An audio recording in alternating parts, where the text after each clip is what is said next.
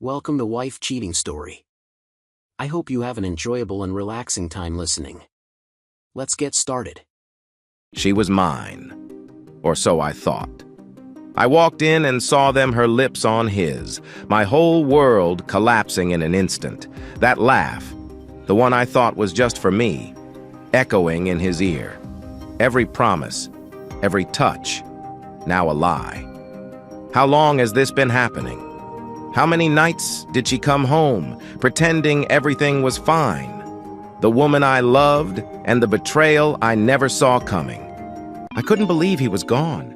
He was 35, 6 years older than me, much too young to leave us. Sadly, it wasn't from old age. His life ended in a terrible way on the streets of a rough area, taken too soon in an act of violence. It turned out the people he was working with were not the good folks they seemed to be. They were involved in illegal activities. Their rivals took advantage of the situation, leading to a serious confrontation. Steve ended up as an innocent victim. If it helps at all, he didn't suffer for long. I wondered if he thought of Jen, his caring wife, and their hopes of starting a family. I thought about whether he wished he had valued what he had more. After all, he was already a successful businessman. Steve always chased after new opportunities that would enhance his standing among his friends. He believed he had found something great this time. He often shared his ideas with me while we were out fishing. I would smile and tease him. "You really think I can add anything smart? I can barely follow what you're saying. Are we here to catch fish or what?" He would reply with excitement. "Definitely wanting to catch something big. By the way, did I show you my new fishing rod? It's supposed to be the best. Do you think it will help? I know you might not understand everything, but talking it out helps. I can't do that at work. You know how it is." I would shake my head. He often had trouble with the fancy gear he bought and seemed to enjoy using the simple rod I had given him even more. He had spent a lot on fishing equipment, but his relaxed spirit kept him happy with the sport. My experiences had taught me the value of being careful. I knew that even in safe places there could be people listening. I usually let him speak freely, believing his discussions weren't serious. Finally, I found the courage to give him some advice. "You might want to think twice about this path. I've been in situations like yours, and they can get risky very quickly. Hire some security while you're there and listen to them. Most people there aren't what they appear to be." He just laughed and tried to convince me to join him. I politely said no. After a few hours, he stopped worrying about Mr. Big and found comfort with Brother Bud. Jen frowned as I helped him out of his truck and into the living room, where we laid him on the couch. He was snoring in no time. "Do you want me to help get him into bed?" Jen gave a sad smile. "Not really. Let him sleep it off here. When he wakes up feeling uncomfortable, he might think twice before doing it again. I swear, Jamie, you bring out both the best and the worst in him, usually at the same time. How do you do that?" I shrugged. "Just a natural talent, I guess." His other friends sometimes brought him home feeling a bit off. I wasn't sure how to respond. "He doesn't have any other friends, Jamie. The others always want something from him, or he wants something from them. With those guys, it's all about business. Every party becomes a meeting, and every social gathering is just a way to connect. It's all about what you can gain." That can't be right. When he's with me, we hardly talk about work. It's usually about hunting, fishing, or interesting people we've met and some we'd rather forget. We chat about fast cars, motorcycles, and boats. When he does talk business, I don't understand half of it anyway. "And that's why he cares about you," Jen said with a sigh. "You don't care about his money or his status. You just enjoy the good times together. You also call him out when he gets too caught up in business talk. He values your friendship more than anything." She looked at him with a sigh. He had mentioned that they were supposed to have a date night, but work had kept him busy. That wasn't the best idea since she was not just attractive, but truly stunning. She had been a model before taking a break after their marriage, and she still took care of herself. I knew she caught a lot of attention when she walked by. I had felt so shy around her at first that I could barely talk. One night she made me take a few shots and then entertained me with some of the funniest jokes I've ever heard. I was laughing so much that my shyness faded, and we became friends from then on. An idea popped into my mind. "Do you own any jeans?" I had only seen her in dresses and skirts. "I have a whole closet full. Why do you ask?" "Do you have any boots? Maybe something like cowboy boots?" She smiled for the first time. "Are you trying to suggest something, Hamie?" After some laughter, I blushed and then asked her out. She looked surprised and asked me why. "Because, Jen, you need to get out and have some fun. I want to take you to a place you haven't been before." Her smile faded, so I hurried to clarify. "I'm going to a little club tonight, and I think you would enjoy it. You're incredibly beautiful, and I know many men would love to spend time with you, but I'm in the 1% who respects your space.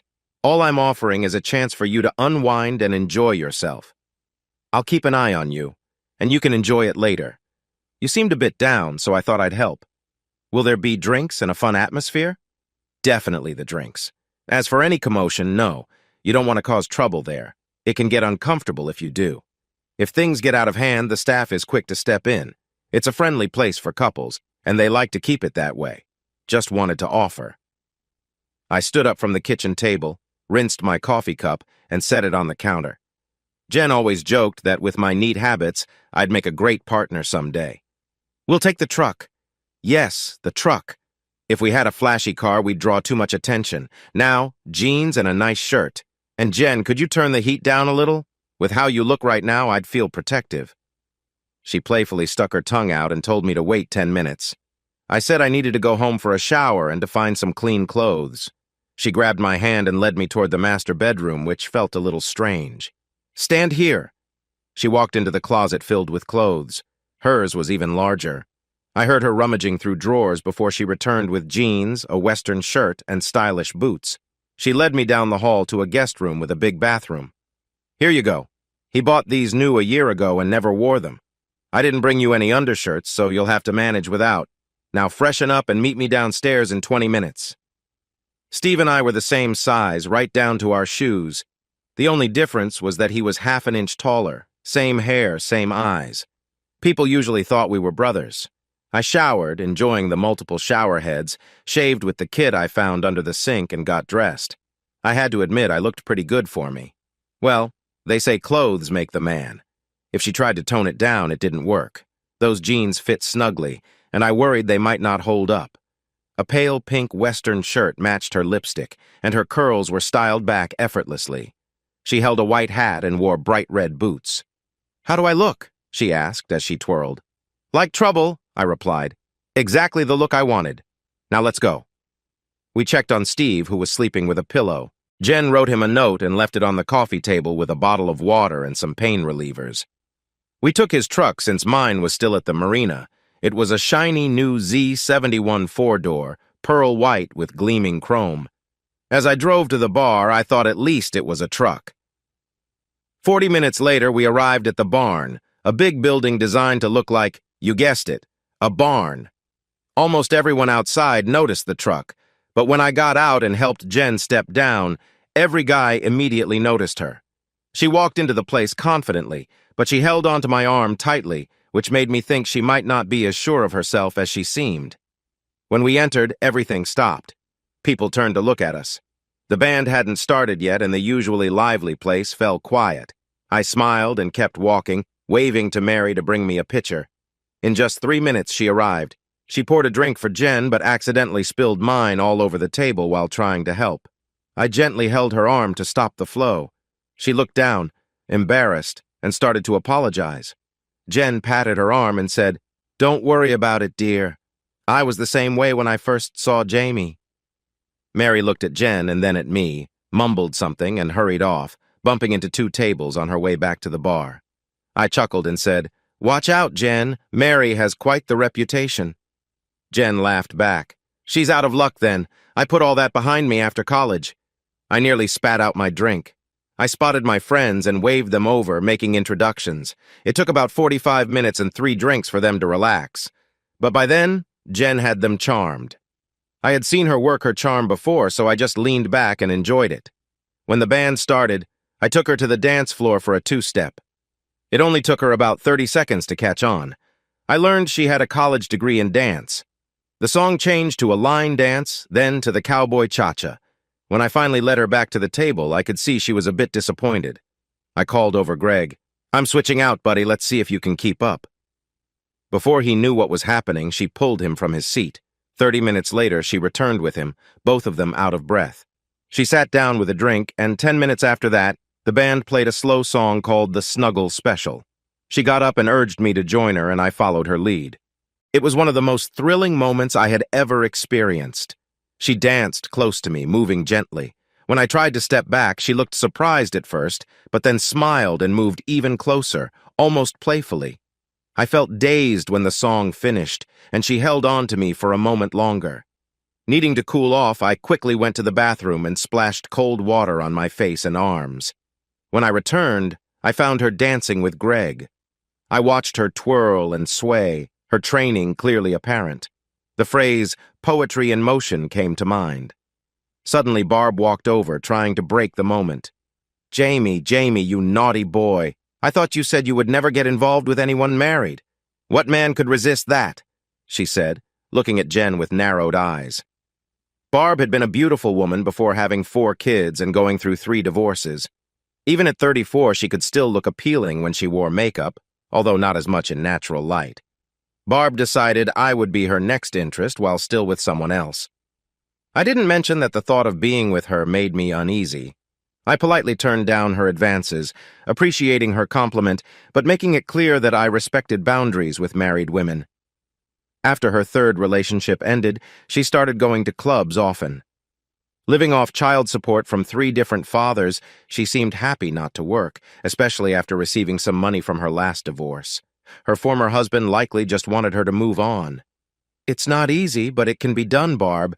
Her husband is one of my close friends, and I would never want to risk that trust. Since he wasn't around and Jen wanted to go out, here we are. This is just innocent fun for her, and she's really enjoying herself. Have you ever seen her act inappropriately? She's either at the table or dancing, always in plain sight.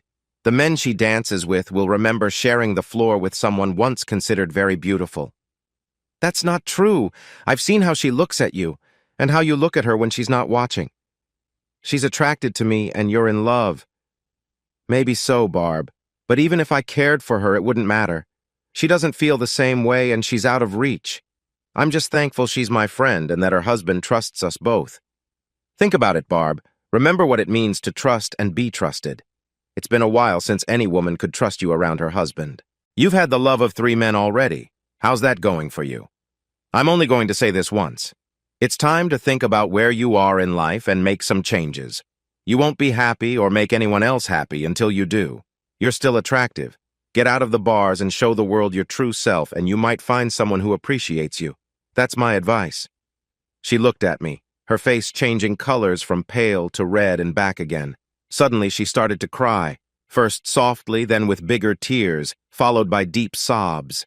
It hurt me to see her upset, so I offered a comforting hug which made her tears flow more. I patted her back until her sobbing turned into quiet sniffles. Unbeknownst to me, Jen had come back. She quickly took out a tissue and gently began to help wipe Barb's face, stopping the sniffles. Then, to everyone's surprise, she took Barb's hand and led her to the restroom with several women from the tables. Thanks to her experience in modeling, Jen knew a lot about makeup. When they both came out, the change was striking. The strong makeup and sharp lines were replaced by a softer and more natural look. Her hair looked gentler, too. I noticed that her shirt was buttoned up higher than usual, a shift from how she used to dress. The top buttons were still loose, giving a hint of charm without being too revealing. It didn't take long for the men to notice. Many of them didn't recognize her until they got closer. Men who had walked past her before now started asking her to dance, and for the first time I had seen, she said no quite a bit. I soon realized that when someone asked her to dance, she would look at Jen, deciding whether to say yes based on Jen's expression. We finished the night on a good note, watching as Barb left with her female friends instead of someone she didn't know well. I drove home enjoying the sound of Jen's happy humming. When she felt truly cheerful, she hummed without noticing. We arrived at her house, typed in the code at the keypad, and parked the truck in the garage. It was 2 a.m. and she wanted me to stay the night. After being awake for almost 20 hours, that sounded perfect. We managed to wake Steve enough to get him to bed. Then I went to the guest room and quickly fell asleep. I woke up at 10. I found Jen and Steve at the kitchen table drinking coffee. Jen looked just as lovely as ever, while Steve still seemed a bit off. I smiled. "I am so hungry. I think I'll make breakfast." How about some spicy sausage? Eggs with peppers and onions, topped with hot sauce. Or maybe I'll make my famous breakfast chili and pour it over the eggs and potatoes. The potatoes should be crispy and flavorful, and the eggs need to be soft to soak in the chili. Would you like a big bowl, Steve? You could wash it down with a spicy drink. I'm getting hungry just thinking about it. Steve looked more and more uneasy until he hurried to the bathroom. I called out to him, "Just a tip, Steve. Just because you bring home a case of drinks doesn't mean you have to finish it. Now, how about breakfast?" Jen playfully hit me on the arm, smiled, and then started to prepare bagels with jams and cream cheese. That almost sent Steve rushing back to the bathroom. I probably drank 4 cups of coffee. They had the best coffee, brewed just right. Steve was back on the couch when Jen walked me to my truck. "I had a great time last night, thank you. It's been ages since I enjoyed a fun evening. I admire your carefree life." "Why, because I live simply? I probably earn in a year what Steve makes in just a few days. I worry about bills, a mortgage, a car payment, and keeping my job safe. If Steve stopped working today, you could keep your lifestyle for a long time." Money might not buy happiness, but it can certainly bring its own kind of challenges. Do you think I care about that? I made enough money from modeling that I don't have to worry like Steve does. I left modeling to find a good partner and start a family. I've been encouraging Steve to think about having kids, but for 3 years he said maybe next year. My time is moving on. I really want to have children. Really? Are you even 30 yet? Relax, Jen. You have plenty of time. Believe it or not, this was the first conversation I remembered when I learned about his passing. No one told me. I found out on the news like everyone else. I drove right over, only to find the place crowded with people I didn't recognize. The person who answered the door hesitated to let me in, so I gently pushed past him and walked in. I found Jen in the living room, surrounded by 3 of her college friends, probably her closest friends. She sat there looking lost and clearly overwhelmed by sadness. When she saw me, she cried out and reached for me. I quickly took her in my arms while she wept, her friends offering their support. Her cries quieted to gentle sobs, then sniffles, and eventually she fell asleep. Her friends looked at me with gratitude. One of them, whom I had met at their home, had asked me to accompany her to an awards dinner. Jen had been so kind to me, giving me a new suit, shirt, tie, and shoes, and even set up a visit with her stylist. I probably looked the best I had ever when I met her at their house. I was told to drive the Mercedes and to act like a perfect gentleman. Sandy teased Jen, saying, "Not too perfect, Jen. I've never met a real-life redneck. They can be lots of fun." Feeling shy, I noticed Jen had a mixed look on her face. We had a great time. It turned out that Sandy was a very successful lawyer. The award she received was for a pro bono case in which she helped prove a man's innocence after he spent 7 years in prison. She was now representing him in a civil lawsuit against the police department, focusing on issues like evidence tampering. They initially wanted to settle for $500,000, but Sandy insisted on no less than $3 million. In the end, they settled for $2 million, paid in installments of $220,000 each year for 10 years. While it gave him a chance for a new beginning, it couldn't take away the 7 years he lost or the strain on his family. His wife had divorced him, taking their daughter away due to worries about his past. She had since remarried, but was now facing another divorce. Sandy set up regular visits for him, encouraging counseling sessions between him and his daughter so they could build their relationship again. In time, they did reconnect. His daughter asked to live with him after her mother's second marriage struggled.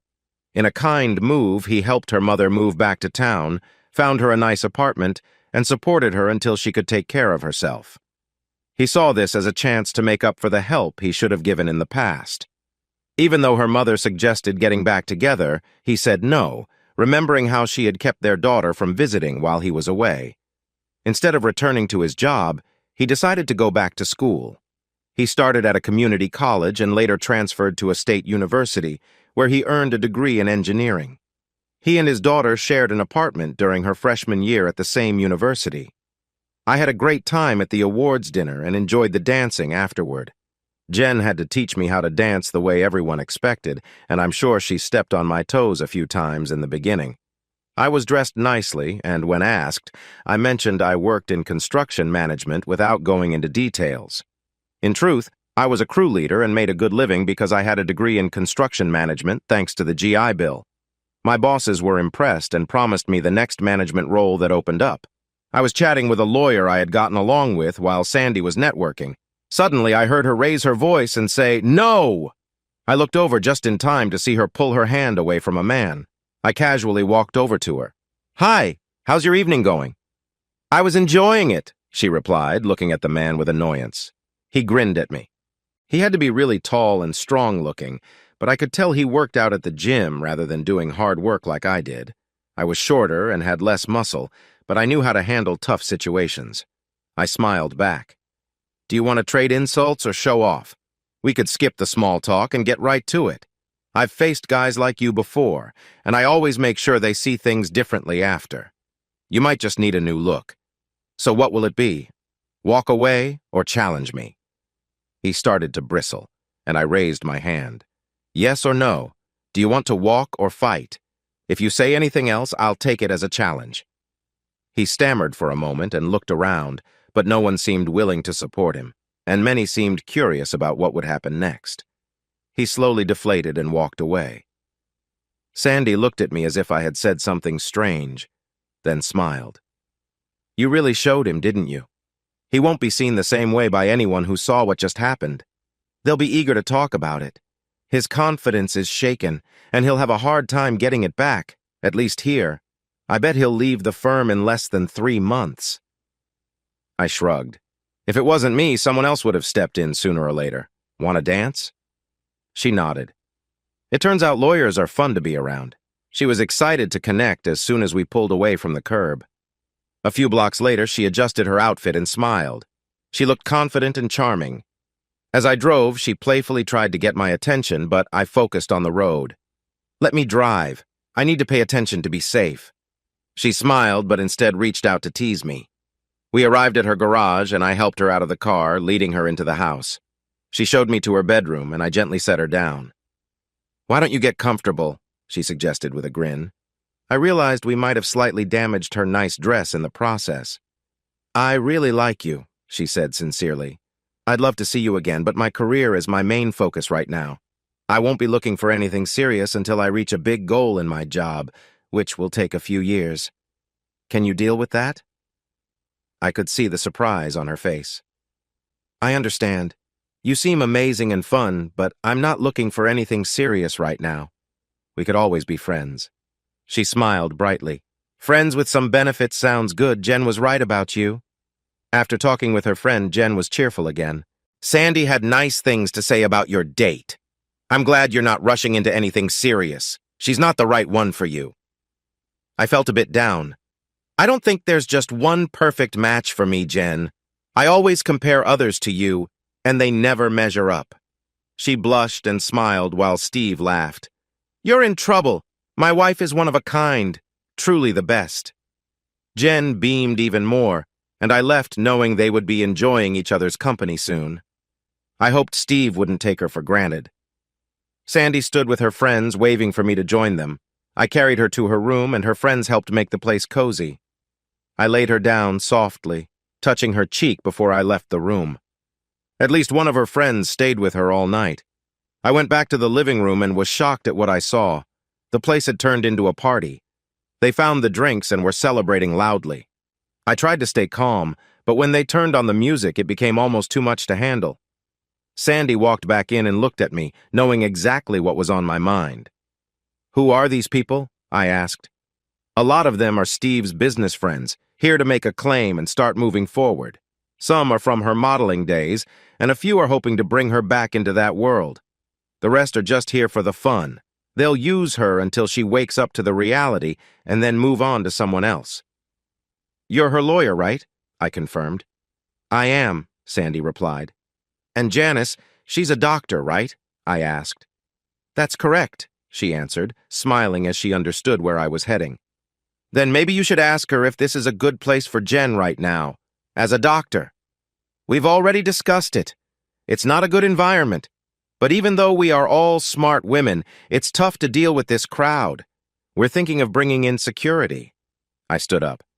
"Well, I'm not a woman and I'm not known for being clever. Maybe I can save you some money." I got their attention when I turned off the music.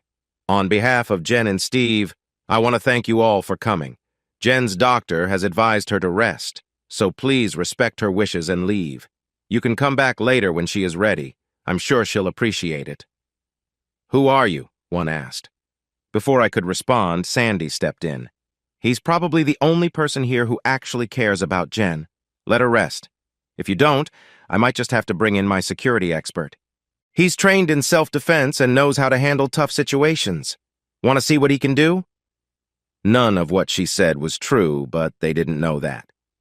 The group left, grumbling, and soon it was just me, Janice, Sandy, Melody, and Jen. Janice told us she had given Jen a slight sedative, and she would likely sleep through the night.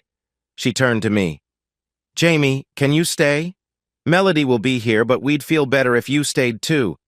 Jen will be feeling shaky for a while and will need friends around her. I ended up staying for 4 days, moving into the guest house while the women stayed in the main house. There was a large turnout for the funeral, and Jen held my arm tightly, only letting go when it was time to carry the casket. I sat beside her during the graveside service. By that point, she had cried all she could and sat quietly as the preacher spoke. The others noticed that with me there, they couldn't push their agendas, so they left us alone, and we returned to a quiet home. There were about 20 people, but they all cared about Jen. The next day, I left after Melody and Sandy promised they would not leave her alone for a while. I didn't see Jen again until I was called back for the reading of the will. It seemed Steve had left me a little something. When I saw her again, she looked 10 pounds lighter and a little pale, but she smiled when she hugged me. Jen received everything except for a few personal items that Steve wanted me to have, including his fishing gear, his boat, and his truck. When I got home, I found a letter from him. If you're reading this, then I'm gone. That's sad. I hope you're older when you get this letter, but I have a feeling it might be sooner. I can't explain what you meant to me. For the first time in my life, I had a real friend.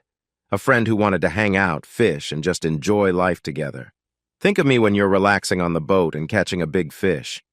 Raise a toast for me now and then. One more thing. Look out for Jen. I should have been a better husband, but she was still my true love. Don't let her make hasty choices while she's finding her way. I always hoped that if something happened to me, she'd turn to you. If that happens and things get serious, consider naming your first son Steve. Just kidding, but I know you'd take care of her. Think about it. Your friend Steve. A week later, a delivery van pulled into my driveway. The driver had a full load and a note. Hamie, I know you're not expecting this and probably wouldn't choose to have it, but I want you to have these things. I need a break from that empty house. I'll come back, but I can't say when. These are Steve's clothes. They should fit you well and shouldn't go to waste. You might only wear a couple of the suits, but at least you have them. The jeans and casual clothes will be useful, along with the boots. Don't take this the wrong way. I know Steve would have wanted you to have them if he had thought of it. Wear them and remember your friend. Also remember that I am your friend too, and I hope you'll let me keep being that. Love, Jen. I left the items in my spare bedroom for a few weeks before I felt ready to sort through them. Who needs 28 suits? In the end, I kept 8 nice suits. The rest I donated, knowing someone would be happy to find them. I kept most of the jeans and casual clothes, along with all 36 pairs of shoes and boots. Each pair probably cost more than I made in a month, so I'd never need to buy shoes again. Life continued on. I fished sometimes, feeling a little guilty when I used the boat and truck. I rarely drove the truck because it felt too nice for construction work. When I went out on the boat, I would look through the nice gear, but most of the time, I used the trusted setup I had given to him. I still remembered the night we first met. I didn't own a boat, so I fished from the shore. I was in a good spot, right under the end of a power plant. Lots of fish gathered there, making it a perfect place to fish. I planned to finish up at 11. I had caught 4 nice fish and 1 big one enough to keep me set for a long time. Steve came down the path, having a bit of trouble in the dark. "Are you all right?" I asked. He seemed a little tipsy. "Yeah, maybe. My car broke down a little while ago, and I took a wrong turn. My phone is dead. Can you call someone to pick me up?" "I can, but we need to go somewhere with better signal. Why don't you sit here while I pack up my stuff? I'll call as soon as we get to a spot with signal. It won't take long." He sat there as I reeled in my lines. One catfish was biting just as I finished with the last line. Suddenly, Steve was right next to me, curious.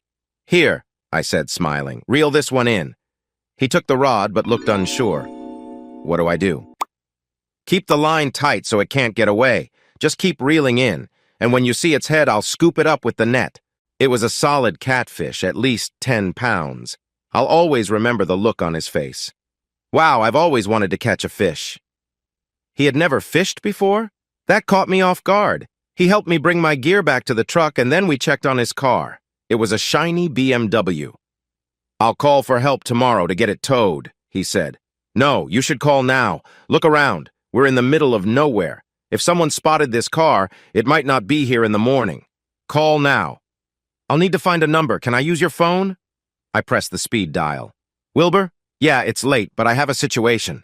A BMW broke down at Lookout Point. Can you come get it?" "We'll wait." I put it on speaker.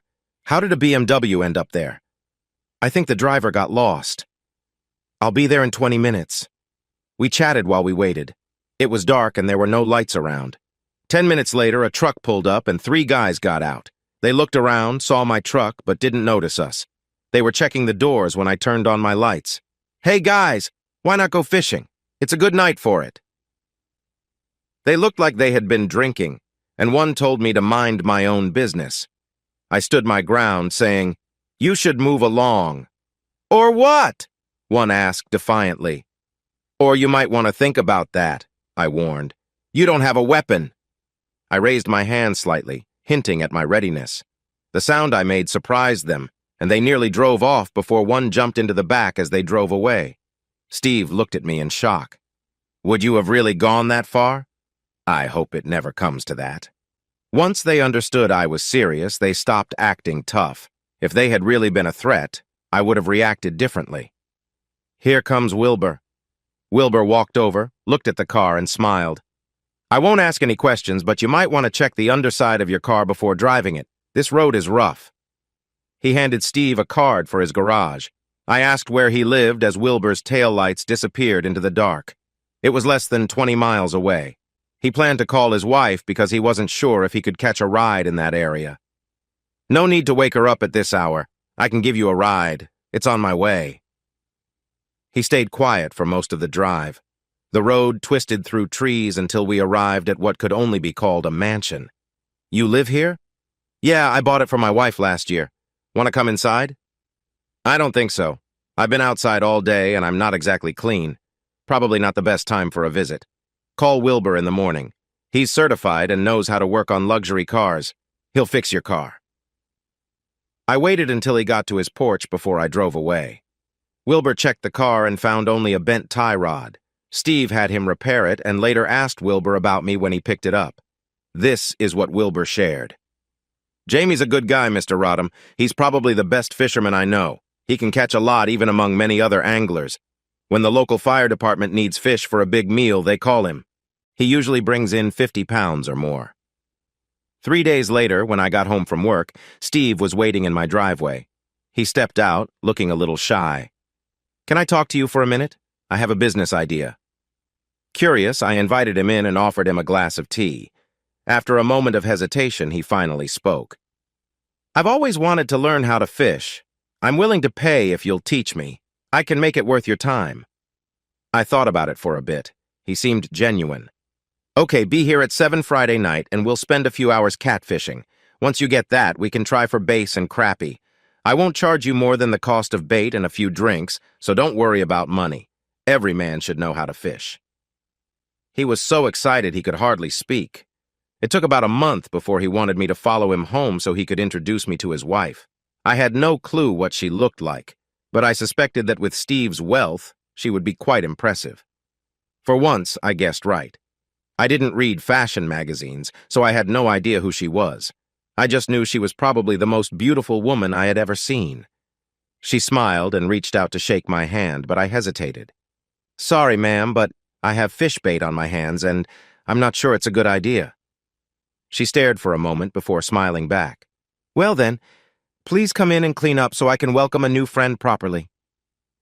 I almost washed my hands in the sink. I wanted to be polite, and it felt a bit awkward. When I wouldn't sit on her couch, she kindly moved us to the kitchen table. I felt more at ease there. Growing up, friends hardly ever came to the front door. They usually spent time in the kitchen, where something was always cooking and waiting for a taste, and they never stayed too long. After we got to know each other, I shared stories about my childhood, and she smiled. From then on, whenever I visited, she made sure to have the coffee ready, starting it when I walked in. They kind of took me in like family, but I remembered my past and was careful not to take advantage of their kindness or overstay my welcome. Jen was a lovely person, but she didn't have much experience in the kitchen. They had someone who handled most of the cooking for them. They often dined out, mostly for business with people Steve worked with. I brought them a pecan pound cake and they loved it. Steve had 3 pieces, and Jen enjoyed 2. Their surprise was clear when I told them I had baked it. My mother taught me. It's a family recipe from my great-grandmother, so please don't ask for the details, I said with a smile. Eventually, I began teaching her how to bake, starting with simple recipes like banana nut bread and pineapple upside-down cake.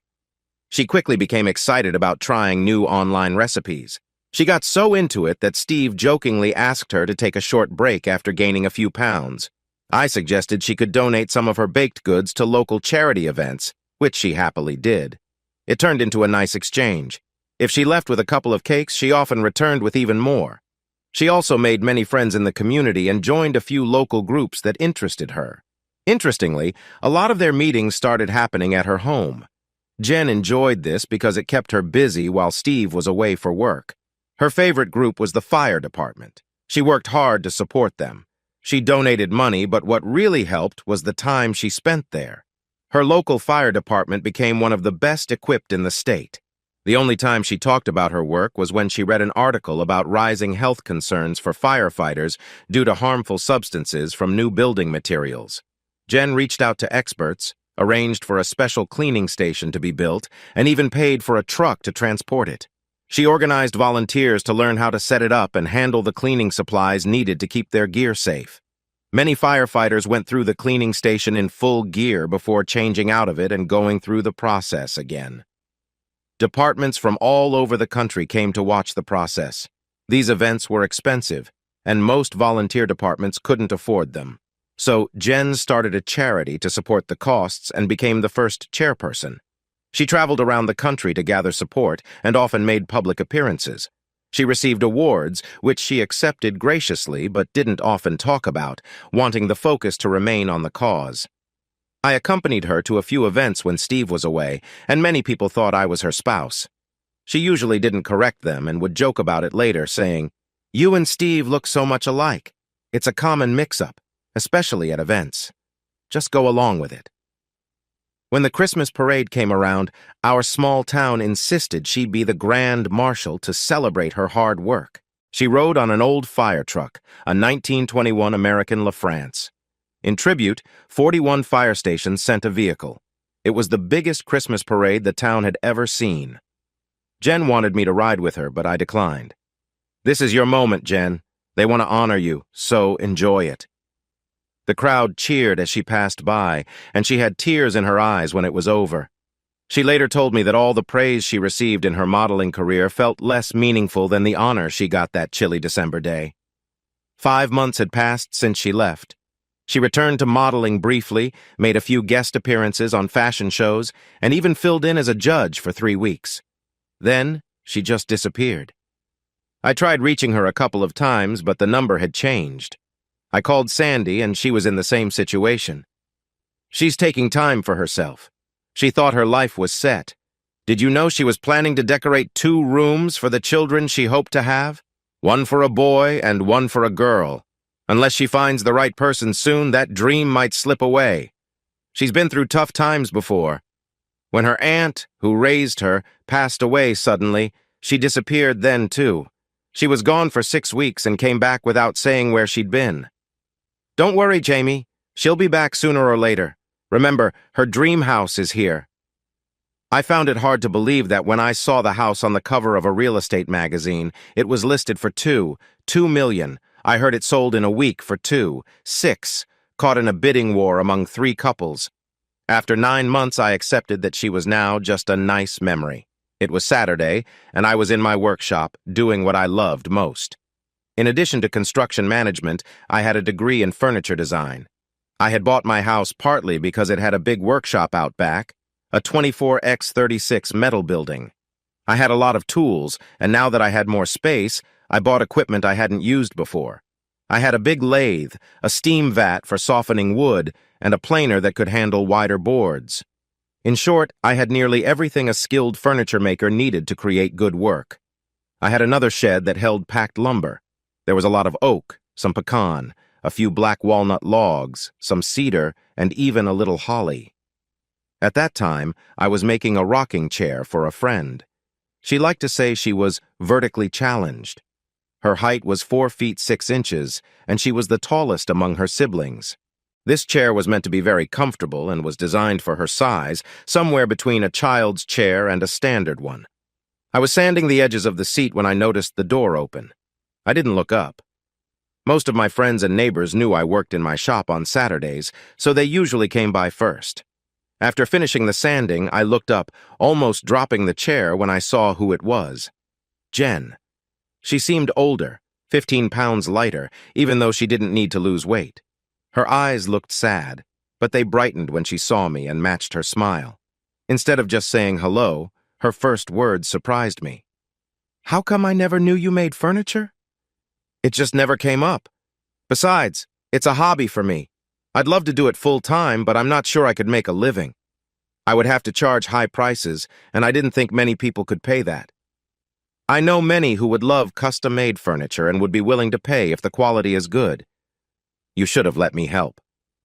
I paused, trying to find the right words. "I appreciate that, but you were my friend, Jen, not a business partner. If I had come to you about this, I'd feel like I was just another person trying to get something from you. You'd have wondered if I cared for you or if I was just looking for a favor. That's why I kept it to myself. Steve never knew either. If I mentioned it to him, he would have overwhelmed me with suggestions like what you just said. I valued our friendship more than that. Do you get what I mean?"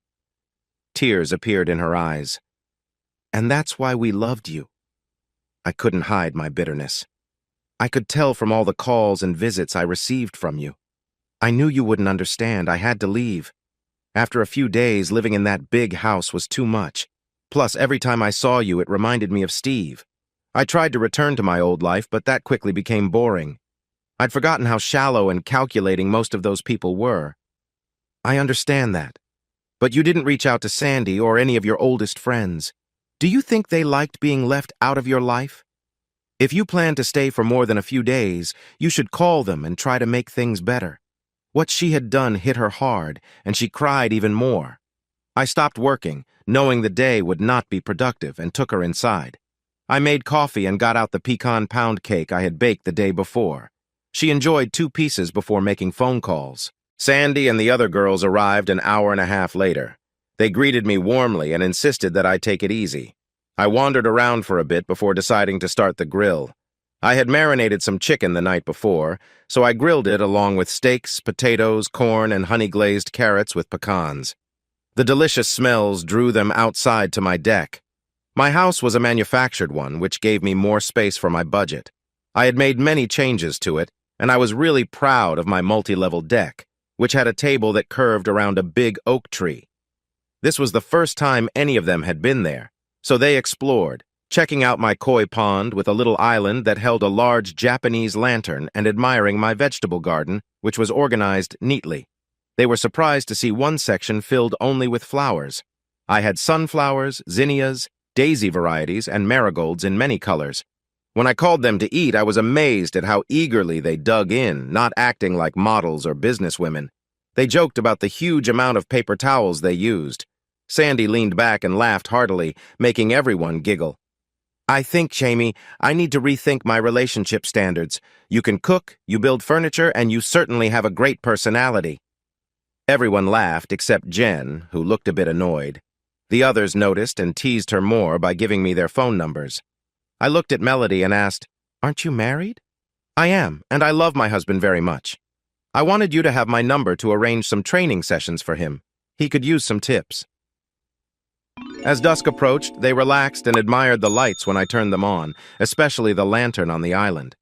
All the lights were designed to keep bugs away from the deck. I brought out coffee and the pecan pound cake. They groaned but finished every bite. They all wanted the recipe. Jen smiled. "Sorry, girls, but it's a family secret. He wouldn't even share it with me after I begged for almost 2 years. He says it's meant to stay in the family." Sandy looked at Jen playfully. "Well, then we might need to marry him off to one of us to keep it coming. Any volunteers?" All of them glanced at Jen. She was smiling and promised to do some thinking. There were many warm hugs as they said goodbye. Sandy pulled me aside. "I know guys can be a bit clueless, so let me be clear. She didn't come back for both of us. She came back for you. If you're not interested, let her down gently. But if you are, take your time. She's still finding her way." I was completely surprised. I hadn't thought about it. Her? Me? She's so successful, and I'm just an ordinary guy trying to get by. It won't work. She gently tapped my shoulder. "You really don't see it, do you? She doesn't care about money. She needs someone who loves her for who she is. If you two get together, it won't be because of her success or any worries you have. You can offer her what she really wants, and it won't cost a thing. She dreams of love and a family. She's talked about kids since college. Step up, Hamie. Be that person." We waved goodbye as they left and headed back inside. "Where are you staying? I know you sold your house." She looked surprised. "I'm staying with you, at least for a while. You don't mind, do you? I can find a hotel if it bothers you, but I'd really like to be here. I want to be around real friends, not the fake atmosphere I've had lately. Please?" I thought for a moment, looking at her hopeful expression. Then I sighed. "Yeah, you can stay. I guess I'll need to get used to having one of the most amazing women around." "The things we do for friends!" She started to smile slowly. "I promise not to leave my clothes everywhere too often. I'm really tired right now, honey. Where do I sleep? Your bed, I hope?" She was only partly joking. I guided her to the guest room. I had forgotten I made all the furniture in that room, from the dressers to the large bed, all in a light wood. I had learned to carve, and the bed's posts had intricate patterns with vines and flowers. There was even a vanity with a heart-shaped mirror. I had made it thinking of a little girl. She walked around, touching everything. Finally, she turned and smiled. "What's her name?" "Huh? What's her name? You clearly made this room for a daughter. I'm guessing you had a name in mind." No. I always thought that when I'm married, we would pick a name together. It would be fair that way." Tears filled her eyes again. She came over and hugged me tightly. "I believe you'll be a great dad. Good night, Jamie." I stood for a moment, watching her before saying good night. I woke up to some movement. I glanced at the clock. 4 a.m. I wondered what I heard until I saw her at the foot of the bed. "Jen, are you okay?" In response, she jumped onto the bed, resting her head on my shoulder. "No, I'm not okay. Can I stay here for a while? I just need to feel some comfort around me, at least for a little bit." "I'll go back to my room when I feel better." I pulled the covers back and she cuddled in beside me. As I slept, I kept my arm around her. I woke up at 8 and she was still there, nestled close. She rested on my shoulder, and my other arm was around her waist, holding her tight. I watched her for a moment, thinking how lovely she looked without makeup, her hair a bit messy. About 15 minutes later, one of her eyes opened. "How long have you been staring at me?" "A little while." I wasn't staring, just admiring. Jen smiled and stretched, moving a bit closer. I quickly changed the topic. "Time to get up. I'm ready for breakfast." We took separate showers, but knowing she was just behind the door made it hard for me to focus. I had to stand under the cold water for a while to feel in control again. Jen had been busy in the kitchen. Pots and pans were everywhere. She wouldn't let me help, so I sipped on my coffee and admired her as she moved around, working on different things. Jen made crepes, and they were delicious. "How did you learn to make these?" "I learned in Paris. I spent 3 months in a cooking course, cooking for 10 hours a day, 6 days a week. That was one of the many reasons I hadn't been in touch with anyone. She cooked while I cleaned up. I washed the big items by hand and got the rest ready for the dishwasher." "Are you always this tidy?" "Yes. My uncle taught me, and since I live alone, it's easy to keep things clean if you don't let them pile up." She quickly changed the subject. Why are you not married, Jamie? You seem like great husband material. Honestly, I haven't found anyone I love enough to think about marriage. I want to find someone I can be with for life, so I have to be sure. I was once in love with a woman, but nothing came of it. Why not? Because she was married to someone else. If I had gone after her, it wouldn't have worked out. How could I trust someone who would treat another person like that? It's a shame because she was nearly perfect. Jen blushed, realizing I was talking about her. Then she smiled. What should we do today? What do you usually do on Sundays? I usually go to church or go fishing. You go to church?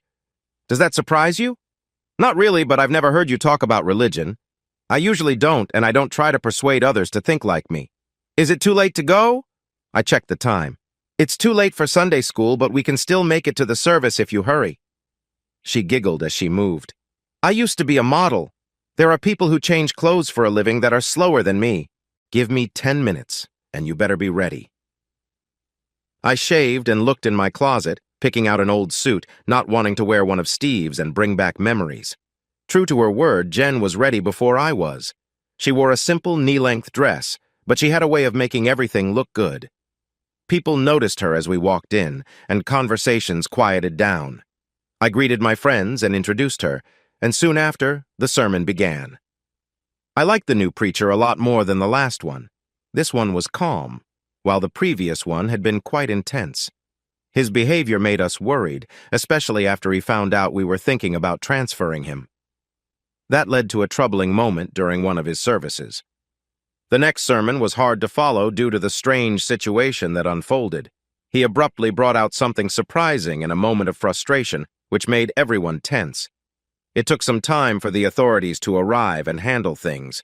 2 deputies walked among the crowd, making sure everyone was safe while a negotiator spoke with the preacher. Another person opened the back door, and the police came in to solve the problem carefully. It was a good thing they did because in a moment of panic, the preacher reacted in a way that shocked everyone. Later, we learned he had been going through a tough time after losing his wife and had struggled with medication. The church was able to help him get treatment, and he later wrote a sincere letter of apology from a new job in Africa, a place he chose to volunteer as part of his recovery. If you looked up from the right seat, you could still see the patches covering the spots where the bullets had been.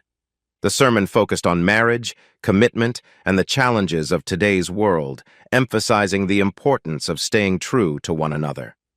Your commitment to marriage should come right after your commitment to God. Strong, loving relationships are the foundation of society, just like your faith in God. Just as God is always there for you, you should be there for your partner. Many listeners nodded, some looking uneasy. Jen was fully engaged, paying close attention. When we left, the preacher surprised us by giving Jen a warm hug. After releasing her, he smiled. You don't remember me, do you? I'm Mike Flanagan's father. I can't express how much your support has meant to our family. I often share how you are proof that angels exist. Jen blushed but smiled back. I only did what I could to help. How's your son doing? He's doing well, in full remission. The doctors are happy with how it went. He's back at the fire department, though they don't let him do too much just yet. So this was the angel he always talked about.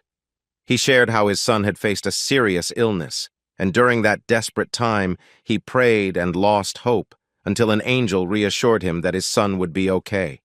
Before he could fully grasp what was happening, his son was on a medical flight to a top cancer center and in surgery in less than 10 hours. They never talked about the cost, and he never saw a bill. He called it a miracle of modern medicine. He thanked me for bringing her to church so he could finally show his appreciation, asking if she lived close by. Jen jumped in before I could respond. I'm staying with Jamie right now, Reverend. It's not what you might think, but I'm working on it. The preacher blushed a bit, but smiled. Well, before it goes that far, think about my sermon today. I've never married an angel. Jen promised to think about it seriously and said she would let him know. I smiled at her as we drove home. What's on your mind? I've never felt such a strong connection before. I thought the light last night was just from a street lamp. I have to say, it felt amazing. Jen blushed a little and smiled back. Oh, I can be very passionate when I care. But when it happens, it can be pretty powerful. What should we have for lunch? We stopped at the country club. I knew the chef, and they usually offered a great buffet. Once again, the place became quiet when we entered. I figured I would get used to it eventually. The food was fantastic, and I was surprised at how much food was on her plate. Michelle came out and walked around, stopping at our table. Soon they were chatting quickly in French, and I couldn't follow along at all. He warmly greeted her and told me he thought I was very lucky before moving on. What was that conversation about? Just food, honey. We were discussing the menu. He's really quite talented. I wondered about the term of endearment, but decided to let it go. When we got home, an unfamiliar feeling came over me, and she insisted I finish my rocking chair project. I'm not here to take over your life. I have a few things to do, and maybe I'll join you. I can help if that's okay. She grabbed her laptop from her car and went into the spare bedroom. I was almost done fitting everything together when she came into the shop 2 hours later. She sat on a stool and watched for a few minutes before coming over to help. I valued her assistance. Sometimes you just need an extra hand. When everything was set up, we stepped back. She admired my work while I looked for any imperfections. One edge of the seat was a bit uneven, so I knew I would need to fix that before securing it. One of the back pieces seemed slightly off, and I might need to trim it for a better fit, but aside from that, it looked good. Jen helped as I carefully took it apart, laying the pieces out on a long table. I brought the chair over to the sander and made some adjustments, then measured the hole, trimming a bit from the spindle so it was ready to put together. I planned to add some stain first, to protect the wood. I wasn't sure how dark to make it, so I asked for her advice. What does the furniture in your house look like? That was a good question. Sarah had mostly soft furniture, but I remembered a few wooden pieces that were a medium shade.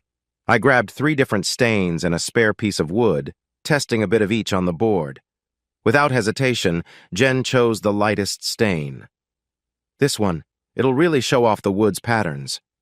She wanted to help, but I gently suggested she watch instead. Most beginners use too much stain and it ends up too dark. You can practice on the scrap piece if you want, or just keep an eye on me. Jen watched for a while, then put on some gloves and tried the scrap while I worked. She did so well that there was no bare spot left when she finished, and I had to admit she learned quickly. She smiled with pride at my praise. 4 hours later, just before bedtime, I glued everything together and clamped the chair. In 24 hours, I would check the glue. If it felt firm, I would remove the clamps. If not, I would wait another day. We went to bed separately, and I was so tired that I didn't notice when she came in until I woke up the next morning. I held her close until I had to get up for work. I smiled all day at work. Even the most annoying contractor didn't bother me, which I think upset him a bit. My good mood lasted until I got home and found Jen looking very unhappy. Why didn't you wake me up? I thought you might want to sleep in. You need to let me make some decisions around here. One look at my face, and she knew she had said the wrong thing. I'm sorry. That came out wrong. I just wanted to get up with you and maybe make you some breakfast. Is that so bad? I appreciate the thought. I live alone, remember? I'm used to taking care of things myself. She frowned more. I get it. I just want to help out. I don't want to feel like a bother. I recalled how she struggled in the kitchen when I first met her. Her maid did most of the cooking. Something in the air smelled good. Jen changed the topic. Look, I made dinner. And she had. It smelled wonderful. She smiled when I complimented her. It's not ready yet. It will be done in an hour. I used the time to check the rocking chair again. Deciding I was happy with it, I called Sarah. Come by tomorrow to pick up your chair. She was so excited that I could hear her happiness even after I hung up. Dinner was incredible, probably the best meal I had ever eaten. I noticed flowers in different places around the house, and she smiled as I admired them. I picked some flowers from your garden. I hope that's okay. Take as many as you'd like. I use them to bring in butterflies for the vegetables, but I like them so much that I plant more each year. It's a shame they often go unused. I bet there are people who would enjoy having some too. The next day, she went to a craft store and bought several vases and some ribbon. She had called Jan first to share her idea, and Jan was all for it. When I got home on Friday, I found her in the garden with large buckets and some tools. Each bucket was filled with flowers. She waved for me to come over. I hope you meant it when you said you wanted others to enjoy your flowers. I ordered pizza because we will be too busy to cook. If you finish with the buckets, I will start arranging the flowers." There were 25 vases, and she worked skillfully. She created beautiful arrangements with African daisies, colorful zinnias, and cosmos, and at the center was a tall sunflower. I tried to help but gave up quickly, focusing instead on filling the vases with water and packing them into the boxes she had bought. 2 hours later, we finished, and flowers filled the house. The sweet scent was almost overwhelming, especially with the smell of pizza in the air. After dinner and showers, we sat on the couch. She had a glass of wine, and I had ginger ale. "I've been trying to hold back, but what are we going to do with all these flowers?" "I'm not going to do anything alone. We are going to the hospital tomorrow to give them away, starting with the children's ward. Please say you'll help me." This wasn't how I planned to spend my Sunday, but her hopeful look made me feel like I couldn't say no. "Okay." She smiled brightly. There was no other way to describe it. She leaned against me for a while, and I dozed off. She woke me when it was time for bed. I staggered to my room, not realizing she was right behind me. "It's time for bed. We need our rest." It took me a little while to settle down and sleep. She snuggled next to me, gave me a gentle good night, and was asleep in moments. It took me an hour to drift off. The next morning we went to church, and I saw Jen in a serious talk with the preacher. I wondered what it was about when he handed her a paper. After lunch at the country club, where I had to endure a long chat in French, we were finally home. Jen's eyes glistened a bit when I pulled Steve's truck out of the shed, but she was smiling by the time we loaded the flowers. I thought we would just drop them off at the nurse's station and leave. I was mistaken. There were many stuffed toys, and I wondered what that meant. 3 nurses and Jan met us at the door, eager to help carry in the flowers and toys, laughing and chatting happily. Jen pulled out the list the preacher had given her and started organizing it. After our first stop, I wanted to go home. The little girl was 5 years old and very sick. The nurse told us she liked horses, so Jen took out a unicorn toy for her. There was nobody in the room when we got there. The girl's parents couldn't be together because of their situation, so she spent a lot of time alone. That made me really upset. If she were my child, I would never leave her side. Even though she looked weak, her face lit up when she saw guests, especially when she saw the unicorn and flowers. Jen told her that I had raised the flowers, and the girl asked if she could see them when she got better. We both promised her she would be welcome. I stood up suddenly and walked back to the nurse's station. I took apart a bouquet and made a flower crown for her head, something my mother taught me when I was a child. Jen looked at me with surprise when I returned, but smiled through her tears at how happy the girl was when I gently placed the crown on her head. We took pictures with her, and a nurse who came in to check on her said she would print some for the girl to keep. I still have one of me holding her while she snuggled against us. I look at it sometimes to remember that we gave her at least one happy day. We planned to spend about 15 minutes with her, but we ended up staying for an hour until her medication made her sleepy.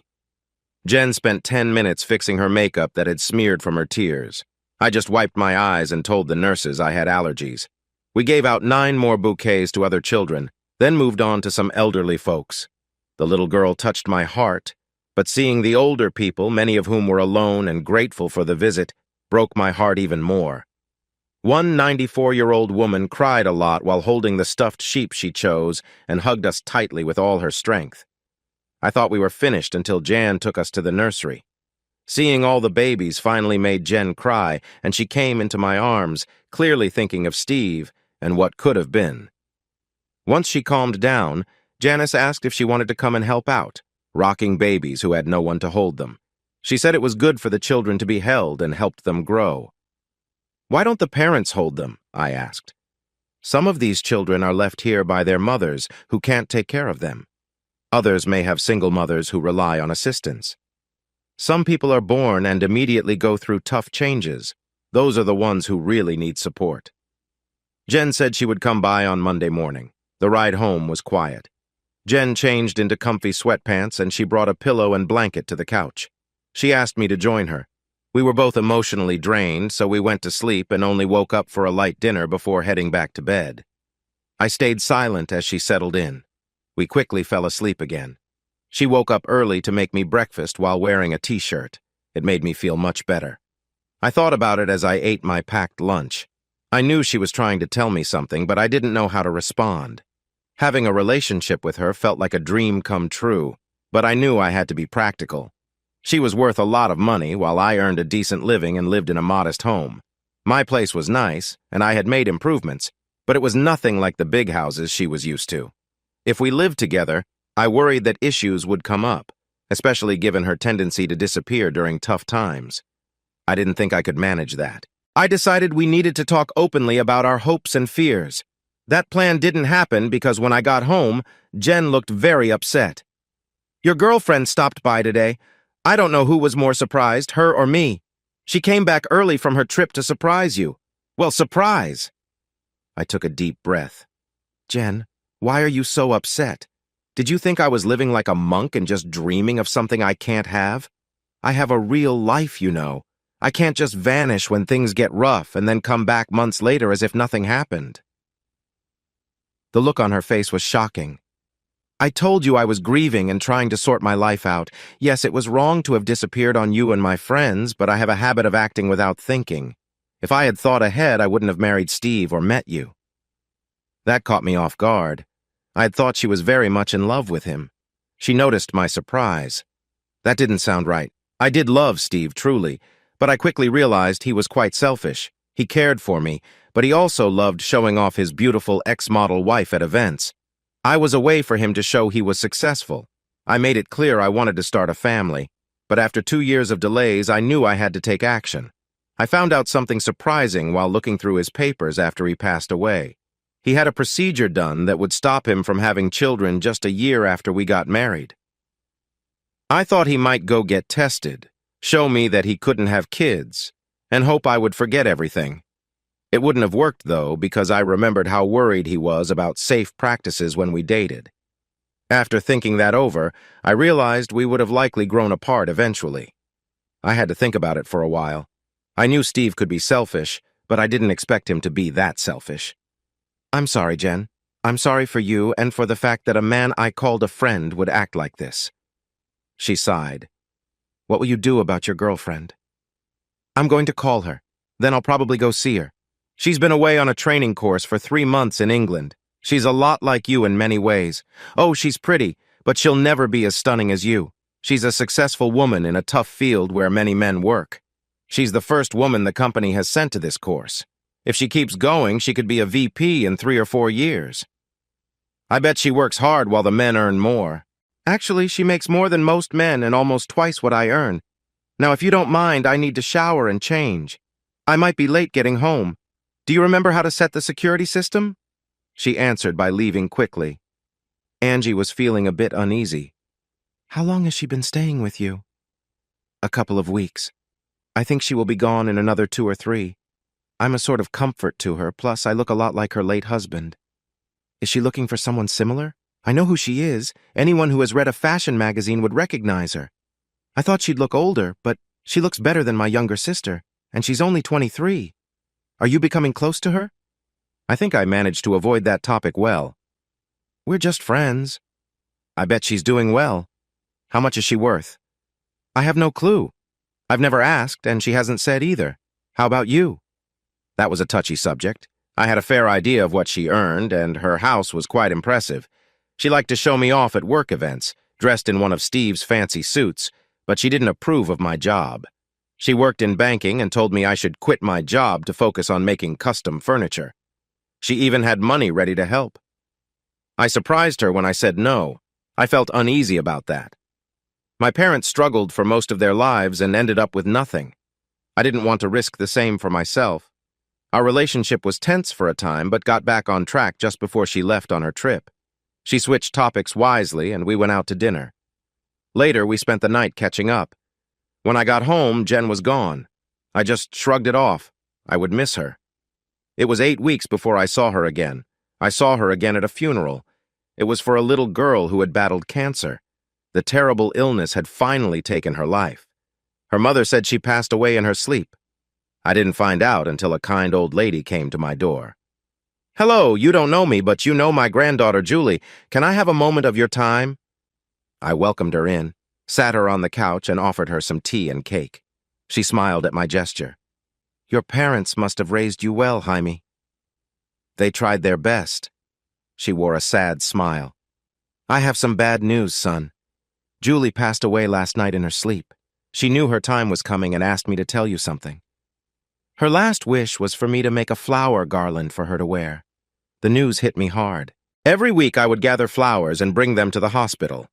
Jan and the nurses would arrange them, and I always stopped to visit Julie, who greeted me with a bright smile. She had some toys and seemed to love puzzles. One time I visited, but she was in treatment. I didn't want to stay long since I knew she would be tired. Her unicorn toy was on her dresser, along with a bouquet of my flowers. I took a few pictures on my phone. The next day, I went to a photographer and explained what I wanted. He chose the best 2 photos, combined them, and made the flowers look beautiful before printing them on special paper. I spent every moment after work that week making a puzzle that would fit in a frame I built. It had 80 pieces, which I carefully glued the photo onto. Once it dried, I gently separated the pieces and gave them a light coat of acrylic for protection. I put it together a couple of times to make sure it fit well and then put it in a big bag without instructions. It took her 3 days to complete it. Her mother told me she was thrilled when she saw the picture, and now she was gone. Before leaving, her grandmother gave me an envelope. She wanted you to have this. I wrote it for her, and she copied it herself. It's a little something to remember her by. I stayed calm during the visit, but when I was alone and opened the note, I couldn't hold back my tears. The handwriting was a bit faded, but the words touched my heart. Mr. Jamie, thank you and Miss Jen for the flowers, the unicorn, and the puzzle. You are my friends, and I love you. Julie. The next morning, I tended to my flower beds, picking the best blooms for her garland. The rest I took to a florist friend who arranged them for her casket. It was my last chance to give her flowers. That evening, I went to the visitation. Julie lay peacefully in a white dress, my garland around her head. I thought I was keeping my feelings in check until I noticed the unicorn near her hand and a sunflower, the centerpiece of her puzzle, beside her. Many people thought I was Janice's father because of how sad I was. Janice came over to comfort me and gently guided me away from where we were.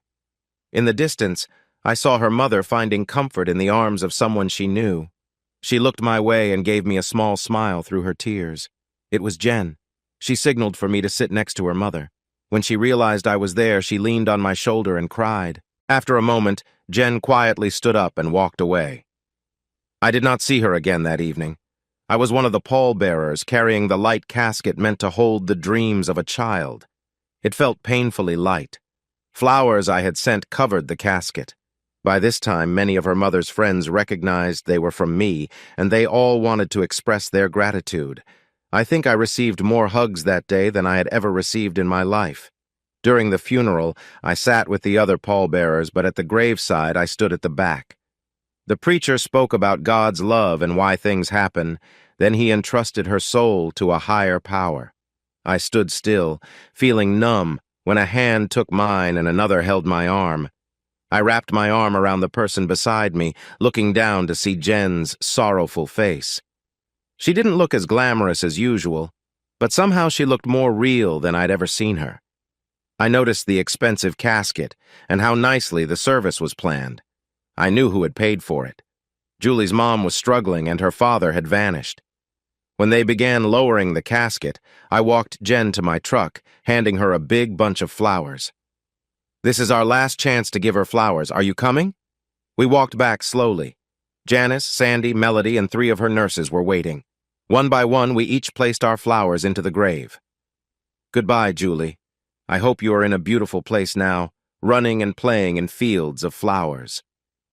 I said it softly, but many heard me, and it brought on more tears. 3 days later, when I got home, I found a Mercedes SUV in my driveway. I wondered who of my friends owned such a nice car when Jen stepped out looking shy. Can I come in? I let her in, and she went straight to the kitchen to make coffee. While it brewed, she sat with a serious look on her face. I need to say some things, and I need you to let me finish without interruptions. Is that okay? I just nodded. First, I want to apologize for disappearing again. I created a fantasy about us. I thought I could come back into your life, and you would welcome me, and we would be happy together.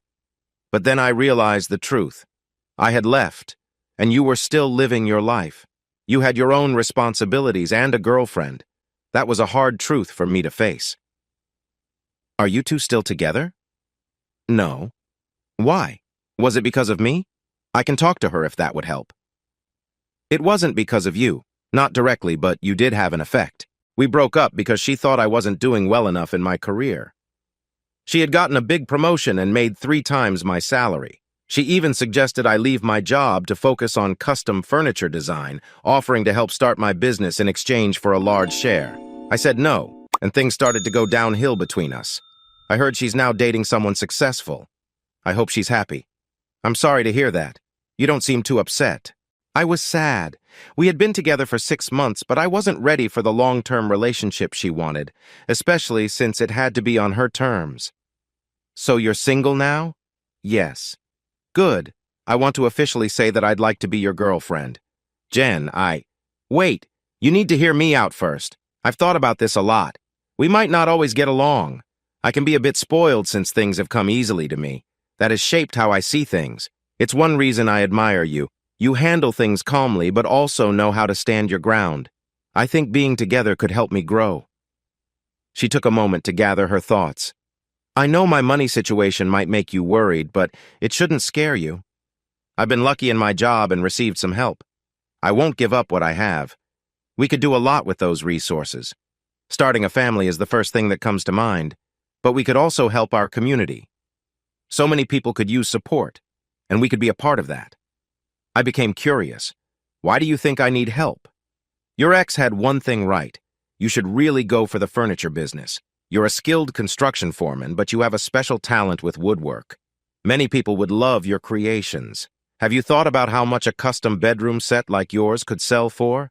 I've heard good things about it from experienced folks. I estimated in my head. The materials weren't too pricey, but I had put in a lot of time, about 100 hours. Around 3,500. She laughed lightly. I talked to someone who bought a similar piece and she paid 10,000. When she saw yours, she said she'd pay 12,500 for a custom piece. If you pushed a bit, she might go up to 15. You still think you can't make it doing what you love? That struck me hard. If I got enough orders, I could earn between 120 to 150,000 a year based on a regular work week. Almost 80,000 could be profit. Not too shabby. Plus, I would still be working with my hands. She noticed my interest. Here's the plan. I'll give you a loan, 150,000. I'll offer you a 10-year loan at 5%, the current prime rate. This is a business deal, and I believe you will keep your end of it. No matter what happens between us, I have faith in your skills. She sighed, stood up, and washed her coffee cup. There, I've said what I needed to. It's your choice now. Call me if you're interested. With a friendly wave, she left the room. I noticed she had left some papers on the table. Loan documents, along with a note suggesting I have a lawyer review them. At the top was her new phone number. I thought about it for a few days and finally called her. I could hear the happiness in her voice. Hi! Hi, Jen. I've been thinking about our talk and I think we should meet. If you're free Saturday, could you come by my house around 10? She seemed a bit let down that I wasn't asking her out for a casual date, but she agreed right away. I told her to wear something comfortable. She arrived 10 minutes early while I was in the garden, surrounded by buckets of fresh flowers. I greeted her warmly, which took her by surprise, and then asked her to help me arrange the flowers. The season was nearly over, but we managed to fill 20 vases. I noticed her humming as she worked, which made me smile. I surprised her by pulling out my new Ford pickup. Where's Steve's truck? She asked. At the used lot. If we're starting fresh, I don't want any reminders from the past. She jumped up in excitement. I wasn't expecting that, but it felt nice. She was even more surprised when I backed the truck up to my workshop. I need to load some things and then we can go. I carefully placed 3 rockers I had finished in the back, ensuring they were secure. To her credit, she didn't ask questions and helped me strap them down. We drove in silence until we were almost there. Jan still checks in with me. She told me about your work in the nursery with the babies. She also mentioned that some of the rockers were getting worn out. I made these new ones for you, I said. She didn't reply, just held my hand and started humming again. When we arrived, Jan, her 3 nurses, and 2 maintenance men were waiting at the door. The maintenance men and I carried the chairs to the nursery, unwrapped them, and set them up. They promised to take care of the old rockers. Meanwhile, Jan and Jen wrote a list and delivered the flowers. We spent about 4 hours there. I had a little surprise for her. Sarah, the kind woman I'd made a rocker for, had just welcomed a baby. Jen looked delighted when the cheerful woman arrived. The chair was meant for her to rock her baby in. Sarah was lovely, with blonde hair and blue eyes, looking as cheerful as can be. Her husband was 6'1", and he often thought she was the reason the sun came up every day. She sat down, looking dreamy as she gently rubbed her belly. After a moment, she got up and walked to a step stool in the shop to stand on it. "Come over here, Jamie. I want to thank you." Jen laughed a little as she leaned in for a friendly hug. "There, I needed to do that. I'll send you a picture of me and the baby in this chair when we bring her home from the hospital. Look for 2 more photos over the years. We decided early on that we want 3 kids. Each one will hear the story of how Uncle Jamie built this chair for us." I took Jen to see Sarah, and they hugged while Jen admired the pictures on the wall. "We're going to the nursery now. Jamie made 3 rockers for the volunteers, and I want to try each one." Sarah smiled and asked the nurse to make sure Jen got to rock her baby. The nurse agreed and said they would make it happen. When we arrived at the nursery, Jen and Janice immediately sat down. Janice looked at me and told me to take the 3rd chair. Soon, 3 nurses came out and placed a baby in our arms. I didn't have time to say anything. Suddenly, I was holding a tiny bundle. Janice chuckled while Jen and the nurses smiled. "Rock him, Jamie, and talk to him. Your voice will help calm him." So I began to speak about his future, how he could choose to be anything he wanted, and how much his parents would love him. I shared thoughts about Little League, video games, and making friends. He stopped crying, made a couple of soft sounds, and then fell asleep. I looked around and saw the other 2 rockers still while the nurses watched us with tears in their eyes. They gently took the baby from my arms, which suddenly felt very empty. Jen didn't say anything on the way home, and I was glad for the quiet, so I kept it that way. When we got back, she looked at me and asked, "What now?" "I think we've done our good deed for the day. How about a nice dinner and some fun at the barn? I'd love to dance to end the day. I'll pick you up at 7. "On the dot." With a quick wave, she jumped out of the truck. I spent the afternoon thinking, was there a future for us? Would she ever miss her old life? Would I upset her someday and watch her leave again? Would money stand in our way? Was it worth trying? Of course it was. She had been my dream woman since the day I met her. I didn't even get a chance to step out before she came bouncing down the steps wearing tight jeans, a western shirt, red boots, and a matching hat. She slid into the truck, giggling. "I can't wait! I've been looking forward to this since the last time you took me out. I tried to convince Steve to come with me once, but he said it wasn't our style. I told him exactly what I thought and asked how having fun could be seen as a bad thing. I pointed out that his fishing trips left him with dirty clothes and smelling like fish. I wondered if his work friends would like that, and he got a bit upset. I almost went without him. I tried to call you, but you were busy with something else. Things were a bit tense at home for a while. Well, I hope you have a wonderful time. I want you to leave us all amazed as we try to keep up with you. Relax, enjoy yourself, and have a great time." She moved closer and playfully kissed me on the ear. It was certainly a surprise. It felt familiar when we parked my truck. I had chosen a nice one, and it looked good. When Jen got out, it seemed everyone forgot about the vehicle we came in. Meeting my friends felt like picking up from last week. Barb was there with her new husband, and they hugged like they hadn't seen each other in years while she showed off her wedding pictures. It looked like she really took our advice. The guy seemed really nice, successful, and very taken with her. Barb quietly told Jen that she had shared her past with him when he proposed. He stared at me long enough to make me nervous before he said a word. "Are you over that now? It's all behind you?" I told him it was. I said how much I loved him and that I would accept any agreement he wanted. "Well then, sounds good. Want to set a date now?" She got a bit emotional. "Best of all, my kids love him, especially the oldest. The fathers of my other 2 are still around, but his just walked away.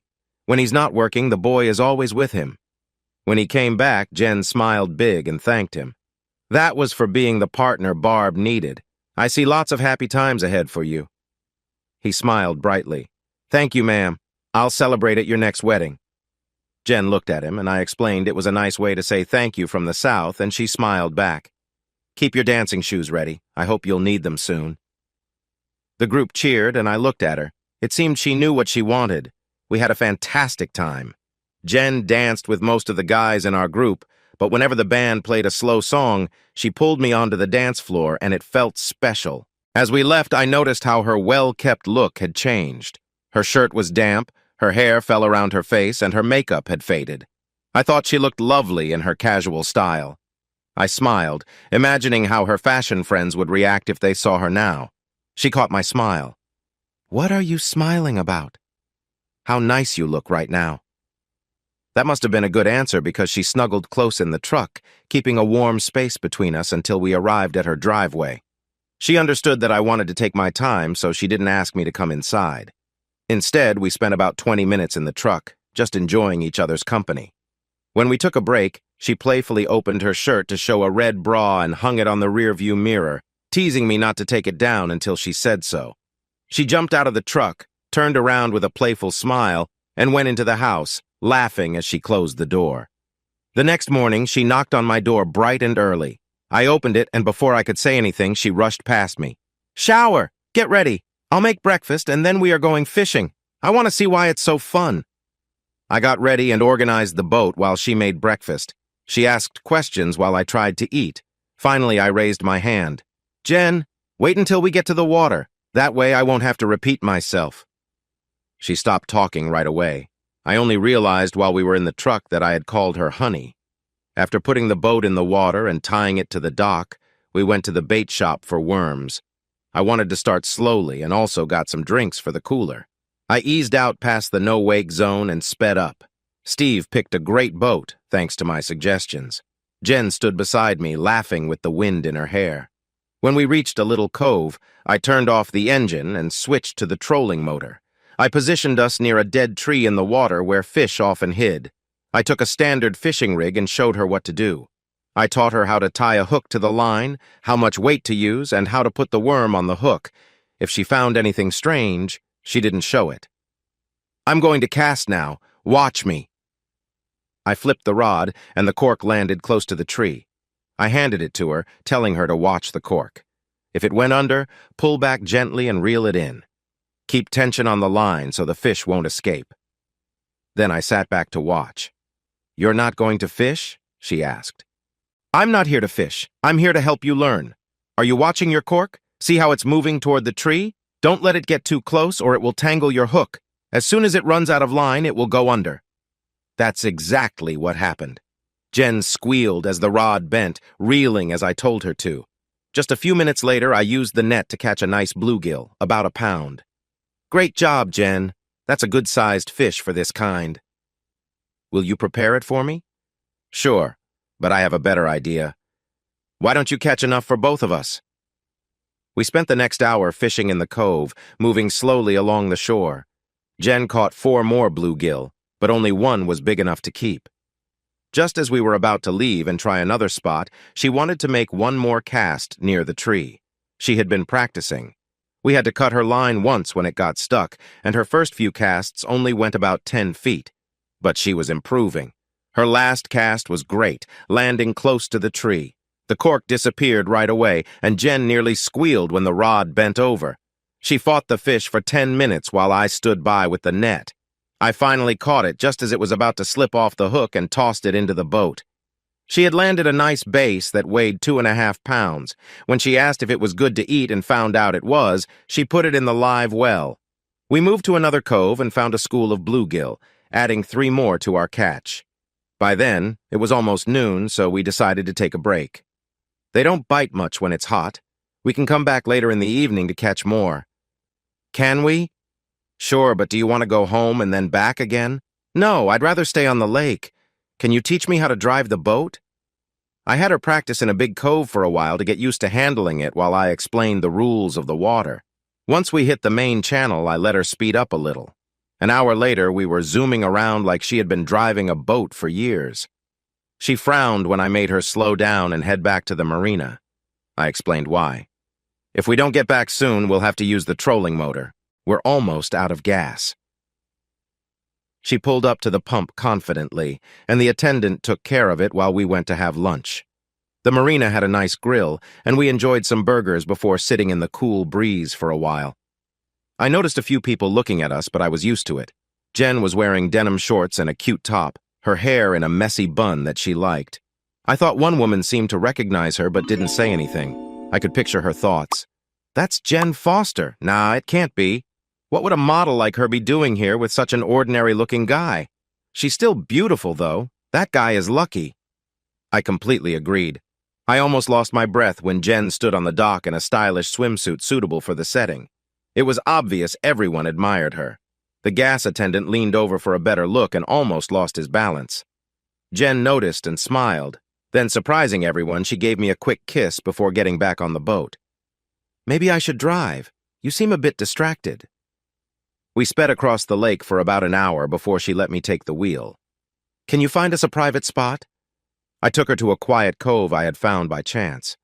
Tall trees grew over the entrance, and we had to duck down. But once we went past them, there was a lovely little area with soft white sand. I guided the boat onto the sand and secured it. Soon, she had spread out a couple of towels. She relaxed on one and asked, "Can you help me?" I did my best. It was one of the most memorable moments of my life. I gently massaged her back and legs, and she encouraged me to keep making her comfortable. Once I finished, she playfully turned over, and I was struck by her self-assurance. "Make sure to protect my skin," she joked. "Let's keep this adventure light." "Are you going to stay like this?" I asked. "I usually just like to enjoy the sun.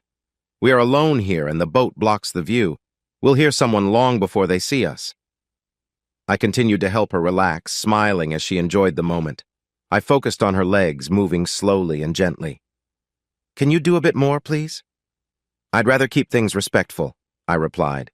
She playfully nudged me, smiling brightly. "Is it so bad to enjoy the sun together? It's just us here. I know you're tempted." Just then, a giggle interrupted us. I quickly adjusted myself while Jen sat up trying to fix her clothes.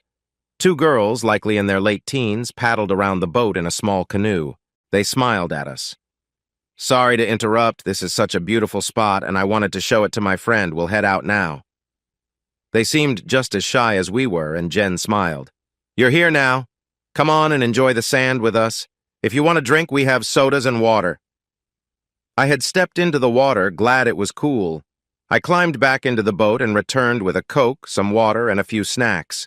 Jen chatted with them for about half an hour, charming them so much they ended up sharing their stories. It was clear they had a strong friendship. They exchanged looks filled with warmth. Jen kept them engaged in conversation while I quietly fished nearby. I caught a couple of nice bass before going back to see Jen comforting them as they shared their experiences. We decided to give them some privacy and return to the main channel. I smiled. "I bet they're enjoying that soft sand right now." Jen sighed. "I doubt it. This was their first date, and it was when Andrea started to understand her feelings. There will be tenderness, but Andrea isn't ready to take it further. She's still figuring things out. Gail cares about Andrea and is willing to be patient." They told all that to someone they just met? Andrea recognized me. A lot of it was just picking up on the clues. After she got over her surprise, she asked if it was true that many models were gay. "What did you tell them?" I said no, but a lot of us are open to new experiences. Being around so many attractive people with few straight men around can change feelings. And yes, I had a couple of close friendships when I first started, but I decided that wasn't for me. I'll always be honest with you about things, Jaime. I want you to really know me and trust me. Instead of upsetting me, it made me feel good that she trusted me enough to share her experiences. We fished until it was almost dark. Jen caught a lot of fish, and we had a pretty full cooler by the time we returned. I had her back the truck up to secure the boat, and she did really well for her first time. She insisted on helping me clean the fish before she left. Of course, we shared a nice moment of connection before she got in her car. I thought a lot about it while I was at work. When I got home, she was sitting on my steps. I needed to get her a key made. She was there for her fish dinner. I walked her through how to make tartar sauce, slaw, and hush puppies. I rolled the bluegill in seafood seasoning after soaking them in an egg and milk mixture. I let them sit while I made homemade French fries, then dropped them in my fryer, waiting until they floated to the top golden brown. I pan-fried the bass in bacon grease after rolling the fillets in seasoned cornmeal. We ate heartily, cleaned up, loaded the dishwasher, and settled down on the couch. The big meal had us dozing off quickly. I woke up at 1 and pulled Jen with me into the bedroom. She changed into her nightwear and climbed into bed, falling asleep almost immediately. The smell of coffee woke me up. No one should be allowed to look as good as she did in the morning, I thought as I watched her move about. Get your shower. Breakfast is almost ready. 20 minutes later, I was seated at the table, enjoying what was probably the best omelet I'd ever tasted. I asked her what it was, and she said something in French. I think it meant good eggs. She was happily chatting, and I smiled. As she was clearing the dishes, I asked her a question. Jen, while we hard-working folks are at work, how do rich models spend their days? She tensed, and I felt like I had made a mistake. Why, does being wealthy bother you? Not at all, but I don't think you're one of those people. You have too much energy and life to just sit around. If it bothers you, you don't have to answer. I was just curious about what you do to avoid getting bored. Her smile returned. I do a lot of volunteering. I usually spend a couple of hours at the hospital rocking babies. Everyone, and I mean everyone, wants to know where those rockers came from. They caught one husband trying to sneak something into his wife's room and another trying to take it out the door. I knew this was a gentle tease aimed at me for not signing the loan papers. She didn't bother me too much, but she did bring it up from time to time. What else? Jen looked a bit shy. Well, I spend some time each week on the phone and computer with my financial advisors. I've seen how some people let their money slip away, which is why I have 3 advisors. It was clear she didn't want to brag about her wealth. Good thinking. I trust my friends, but only a few with money. She let out a small sigh of relief. I also sit on a few boards, plus I work with the fire department. I keep busy, but lately I feel I haven't been focusing on my main goal. I accidentally stepped into it. What's that? The smile on her face told me everything. Taking care of you, making you realize I'm the only one who will love you like you deserve. I feel like I'm making progress, but you can be slow sometimes. I'm in love with you, and I hope you see that. Look at the time. Don't talk, just say a nice goodbye and head to work. Hurry up now. I stepped outside, lost in thoughts about her, feeling a bit dazed. I struggled to concentrate at work. The guys noticed and began teasing me. They quieted down, though, when Jen came by just before lunch. Everyone's attention turned as they watched her get out of her car. You forgot your cell phone. How am I supposed to know what you'd like for dinner if I can't reach you? Oh, and I brought you lunch. She handed me a paper bag and a thermos, smiled warmly, and then left. The guys were quiet for a moment, then started teasing again. Wow, Jamie, you really scored there. Another said, she looks just like that supermodel. What was her name again? You're lucky. I smiled. Yeah, she hears that a lot. My concrete guy added, yeah, but she must be a little off to be with you. Did she not see what she's getting into? She's probably smarter than all of us. That wasn't just any car she drove. She's amazing, well off, and she loves to fish. She's my dream girl. Even as I said those words, I knew they were true. She was more than a dream. She was what I always hoped for. I realized she really was my hope. But how often do dreams become real and last? Not very often. Most fairy tales start off with more struggles than they seem to show. Take Cinderella, for instance. The original story had a much darker side. Many tales were meant to teach lessons and keep children safe. Things got a bit more complicated when I got home. I sighed when I spotted the car in my driveway. Mom. We didn't have the best relationship, mostly because she was always pushing me to settle down with a nice girl and start a family. I wondered what she would think of Jen. As usual, I came in through the back door and was surprised to hear laughter. Jen was talking. So that's how she ended up with a lobster. They went quiet when I walked in, but smiled widely. I see you've met Mom. Mom spoke up. Yes, it's too bad I had to come to her without knowing there was someone to meet. Were you ever going to introduce us? That's when things got a bit strange. Mom, don't tease him just because he takes his time. Mom chuckled. Honey, if it were up to him, I wouldn't hear about you until he had a few kids. I'm really glad you're in his life. You'll have your hands full keeping him in line, but I think he's worth it. Plus, if it gets hard, You can always call for help.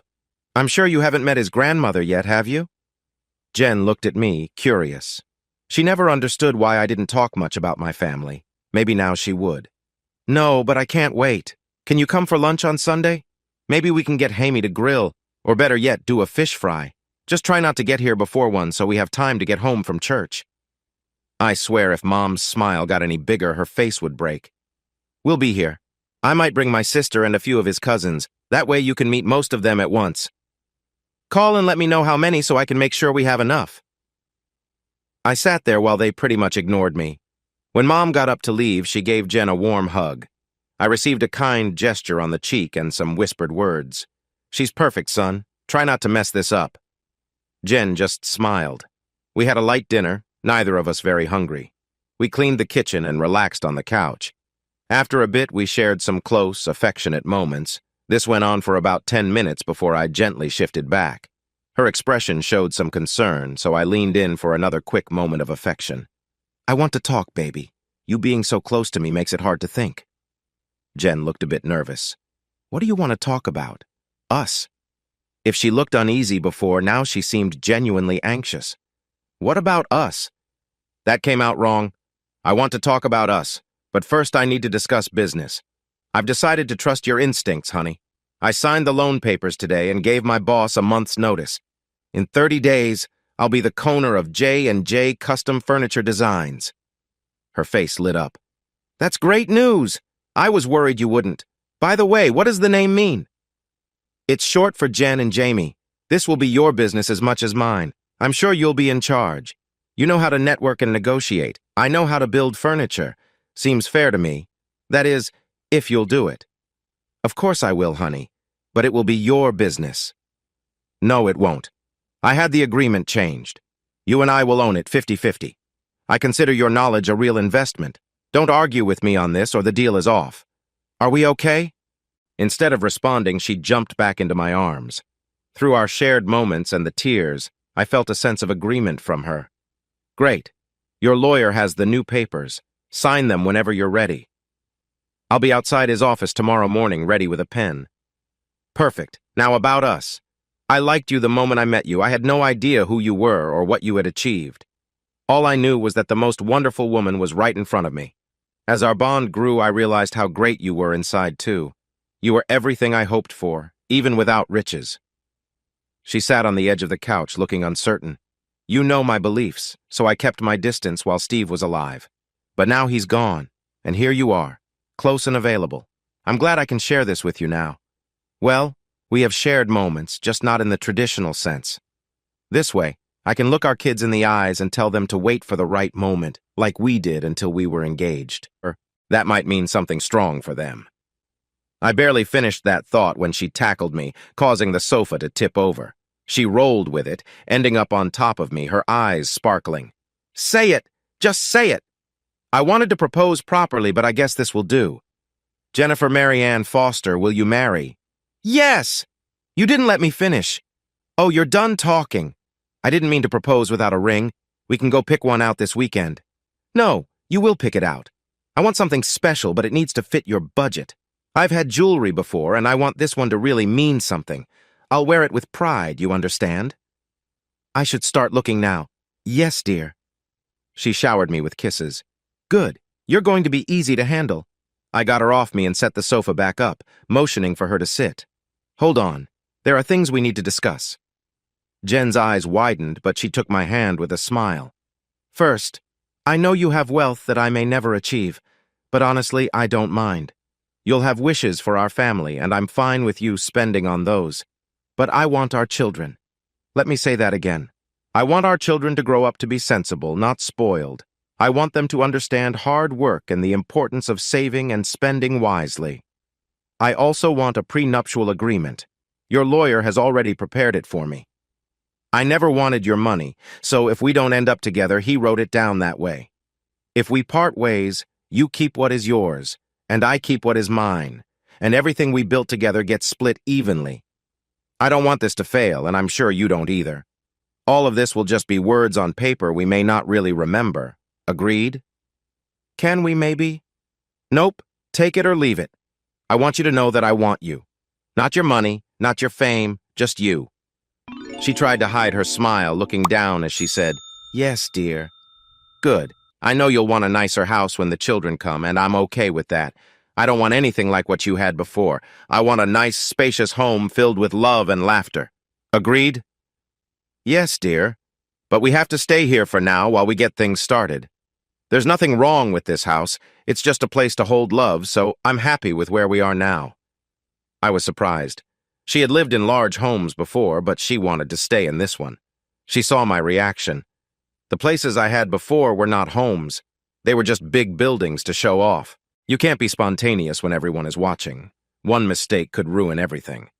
I want a place where I can get up in the night and get a snack without any worries.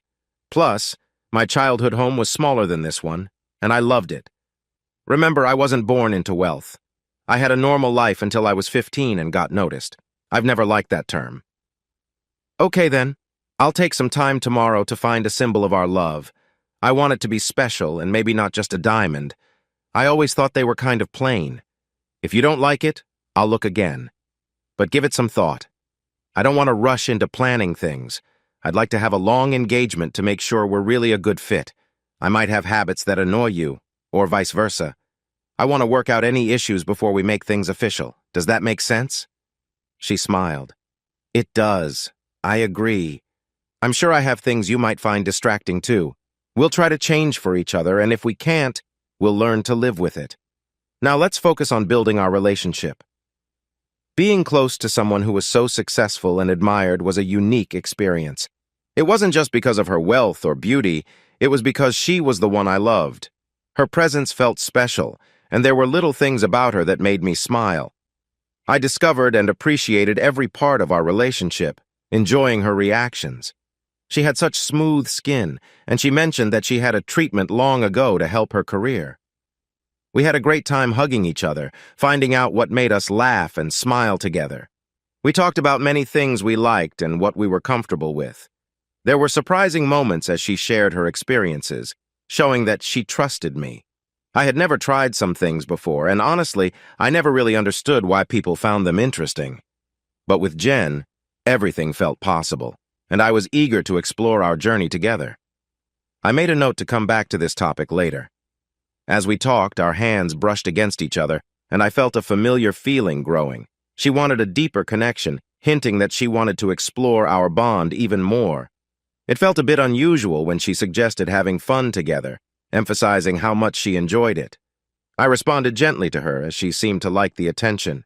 "Yes, just like that," she encouraged, showing her happiness in our shared moments. Jen felt a wave of emotion, and soon I felt the joy of being together too. We nestled close, and I felt happy as I rested, enjoying our connection. After a while, she suggested we freshen up. "Shower time, we need to feel refreshed," she said with a bright smile. "I can't. I have to work," I replied. "Not today. You would be late anyway. Don't worry, I took care of it. You don't have to thank me. Now let's get you cleaned up. You have something to do." We had fun moments in the shower, filling it with laughter.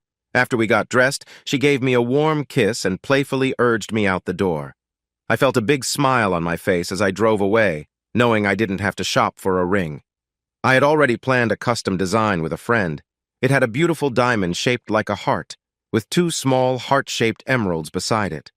The bands looked like skeleton keys, and inside was an inscription that read, "You'll always have the key to my heart." It felt sentimental, but she understood how deeply I felt. When she saw the ring and read the words, it brought happy tears to her eyes, and she hugged me tightly, often expressing her love. We lived in a world of love and connection until Saturday, when we picked the last flowers of the season, gathering just enough for 10 bouquets. I wondered how Jen would tell Janice. It was simple. As soon as she saw her, Jen showed her the ring. Jan let out a joyful shout, and soon she and the 3 nurses around her hugged Jen in a cheerful group embrace. When they noticed they had briefly overlooked me, they quickly turned and welcomed me into their warm hugs. As we shared out the flowers, I gave one to Janice and each of her nurses to show my thanks. We divided the rest, giving 3 to kids and 3 to older folks before spending the day in rocking chairs holding babies. Janice almost made me cry again when she told Jen I would be a great dad. When we got home, Jen excitedly took me to the bedroom. "Let's tidy up and get ready for our next adventure," she said, playfully nudging me toward the bathroom. "The girls will be here any minute." Melody brought her husband so I would have someone to chat with. Sandy arrived with Janice, and after quick hellos, we moved to the workshop. I took Ed out there, grabbed a couple of drinks from the fridge, and turned on a college football game. We were having a good time when they found us, sitting in rockers and singing the fight song of Ed's team. Melody led her husband to their car, happy she had only a little wine, and soon they were all gone. Jen smiled at me before their taillights faded away. We didn't have much time for anything else because she wanted to go to church in the morning. She made sure we sat with friends and waved her left hand around a lot. Soon a buzz went through the congregation, and the preacher, always sharp, noticed. As he shook hands, he smiled, and when he reached us, he gave Jen a big hug. "You got him, did you?" Jen laughed. "He shouldn't have taught me to fish. I paid attention. I used the right bait, letting him think he was in control before I reeled him in. I think he was happy when I caught him." After joking about how he would be upset if we didn't let him lead our service, he let us go. It took us a long time to get from the front steps to the car because people kept stopping to congratulate us, mainly Jen. It seemed like I was just along for the ride. A few husbands patted me on the back and told me to get used to it. This was my life from now on. That afternoon, Mom, Gran, all my aunts and cousins came to visit us. We didn't cook. Jen just ordered pizzas. I lasted about an hour before I slipped out to the workshop and worked on a couple of rockers. Mom came in an hour later, went to the fridge, grabbed a drink, and sat down in a finished rocker. I was a little unsure of her at first. She was wealthy, beautiful, could have any man she wanted and live anywhere in the world. But I think she really cares for you, honey. She's serious about wanting a family, especially yours. I'm going to have the most beautiful grandbabies in the world, and that's not just talk. Well done, Jamie, well done. She got up after finishing her drink and turned as she reached the door. "Two things. You treat that woman well, do you hear? And I want to see one of those rocking chairs in the house when our first grandbaby arrives." All I could do was smile. She wanted a June wedding, which was 9 months away. That worked for me. I put in my notice at work and spent my evenings getting the shop ready. Jen said we should focus on rocking chairs as our main product. We set up an assembly line, although each rocker turned out a little different, and we also took custom orders. Jen thought we should place ads in magazines aimed at upscale homes. Naturally, she was the model for our ads. The campaign was fantastic. In the front of one magazine, she sat in a chair like she was now, holding a baby. Further in, another ad showed her in her later years, also with a baby, while a younger woman looked on with kindness. Near the end, there was another ad showing how she might look in her 70s, still lively, slim, and with bright white hair. Once again, she held a baby, with a woman in her middle age and a young girl behind her. A banner above read, "4 generations," and right underneath it, "Jan J. Rockers, built for more than one lifetime. Guaranteed." I was thinking about how much to charge for my work. Using local oak, the best I could find, I priced about $700 for each chair, and custom orders would be even more. I thought about charging $2,000 but felt nervous about it when Jen called me over to the computer. She had lined up our prices and showed that a standard rocker was listed at $5,000 or more with custom features. "That's a big price. I wonder if people will really pay that," I said. She just smiled and moved to another page. 19 orders already, and the site has only been up for a day. I wouldn't worry too much. I could make about 2 chairs a week with our Process 3 if I worked a lot of hours. I didn't want to rush. Customers wanted quality, and I aimed to deliver. Just as we were ready to ship our 10th chair, we got a call from a customer. She wanted an autograph. Jen agreed, but she turned bright red when the customer asked for my signature instead of hers. Each rocking chair had a small, unique detail. A number was carved into it in a way that wasn't easy to see. We kept this detail quiet, and years later, I was called as a witness in a court case. The plaintiff said that the chair was not mine as promised. When I looked closely, I had to admit she was right. There was quite a commotion, and the judge asked how I knew. I asked to speak to the judge privately and showed him photos of my work where the numbers were clearly visible. The chair in question didn't have that number. The seller then sued the shop that had sold it, providing the letter of authenticity they gave her. Jen had moved her only relative, her Aunt Beth, the sister of the aunt who raised her, into her condo. At first, we didn't seem to get along very well, but as time passed, we became more at ease with each other. Soon, Aunt Beth was helping in the shop, mainly with computer and paperwork tasks. Jen took care of the finances and made sure she received her paycheck each week. Jen started to get more involved with building things for the business. I felt a bit uneasy about her being near the saws and other tools, so she worked mostly on assembly and finishing. It took me some time to get used to seeing her in jeans and a t-shirt, with a bandana to keep her hair back, wearing a shop apron and gloves. We were able to make 4 chairs a week at that point. One day, one of her wealthy friends came by. Jen, being the great businesswoman she is, wore nice clothes to meet him and gave him a tour of the shop. She showed him the custom-made 4-poster bed and the matching chests and bedside tables I had built. Then, she took him to see the second bedroom, set up for a girl. After he returned to the shop, we shared some coffee and pecan pound cake while he made his request. Jen knows I'm divorced. What she may not know is that I have custody of my daughter. Her mother had some issues which made it hard for her to care for our child. My daughter is 7 years old, and she loves sitting in the custom rocker I ordered, number 29, while I read her stories to help her fall asleep. That rocker has brought us closer together and helped more than therapy ever could. She's already said she wants her own rocker for her 8th birthday, and I'd love to surprise her with a new bedroom set. Can you make it? I can help cover the costs, and you'll have 7 months. Talk it over with your wife and let me know. Plus, Jaime, you're not just a furniture maker, you're an artist. Once you have a child, especially a little girl, things will change for you. He left, taking the extra cake with him as he insisted we let him. Jen and I shared a simple dinner and then sat on the couch. What do you think? Jack told me that even though he has a lot of money, your rocker is his favorite thing. Will you make it for him? Tell Aunt Beth to let everyone know there is a 6-month wait for chairs. It should take me 4 months of hard work, but we can do it. Call him back and let him know we agree. We might need to ask him questions along the way. We should learn more about his daughter. What is she like? What doesn't she like? I don't want to make something she'll outgrow quickly, but I'd like to include special touches to make her happy. She smiled and nodded. Sounds great. Think of it as practice for our future children. We already have ideas for our first girl, but you should think about boys, too. I knew she wanted children, but we never talked about how many. How many kids do you want? She smiled and thought for a moment. As many as I can safely have, but since I'm getting older, maybe 3 or 4 if we wait a bit between them. Her eyes lit up at my response. Good answer. We need to get started on that once we get married. I think our first should arrive about 9 months and 1 day after the wedding. Jen surprised me when she had Jack bring his daughter to the shop.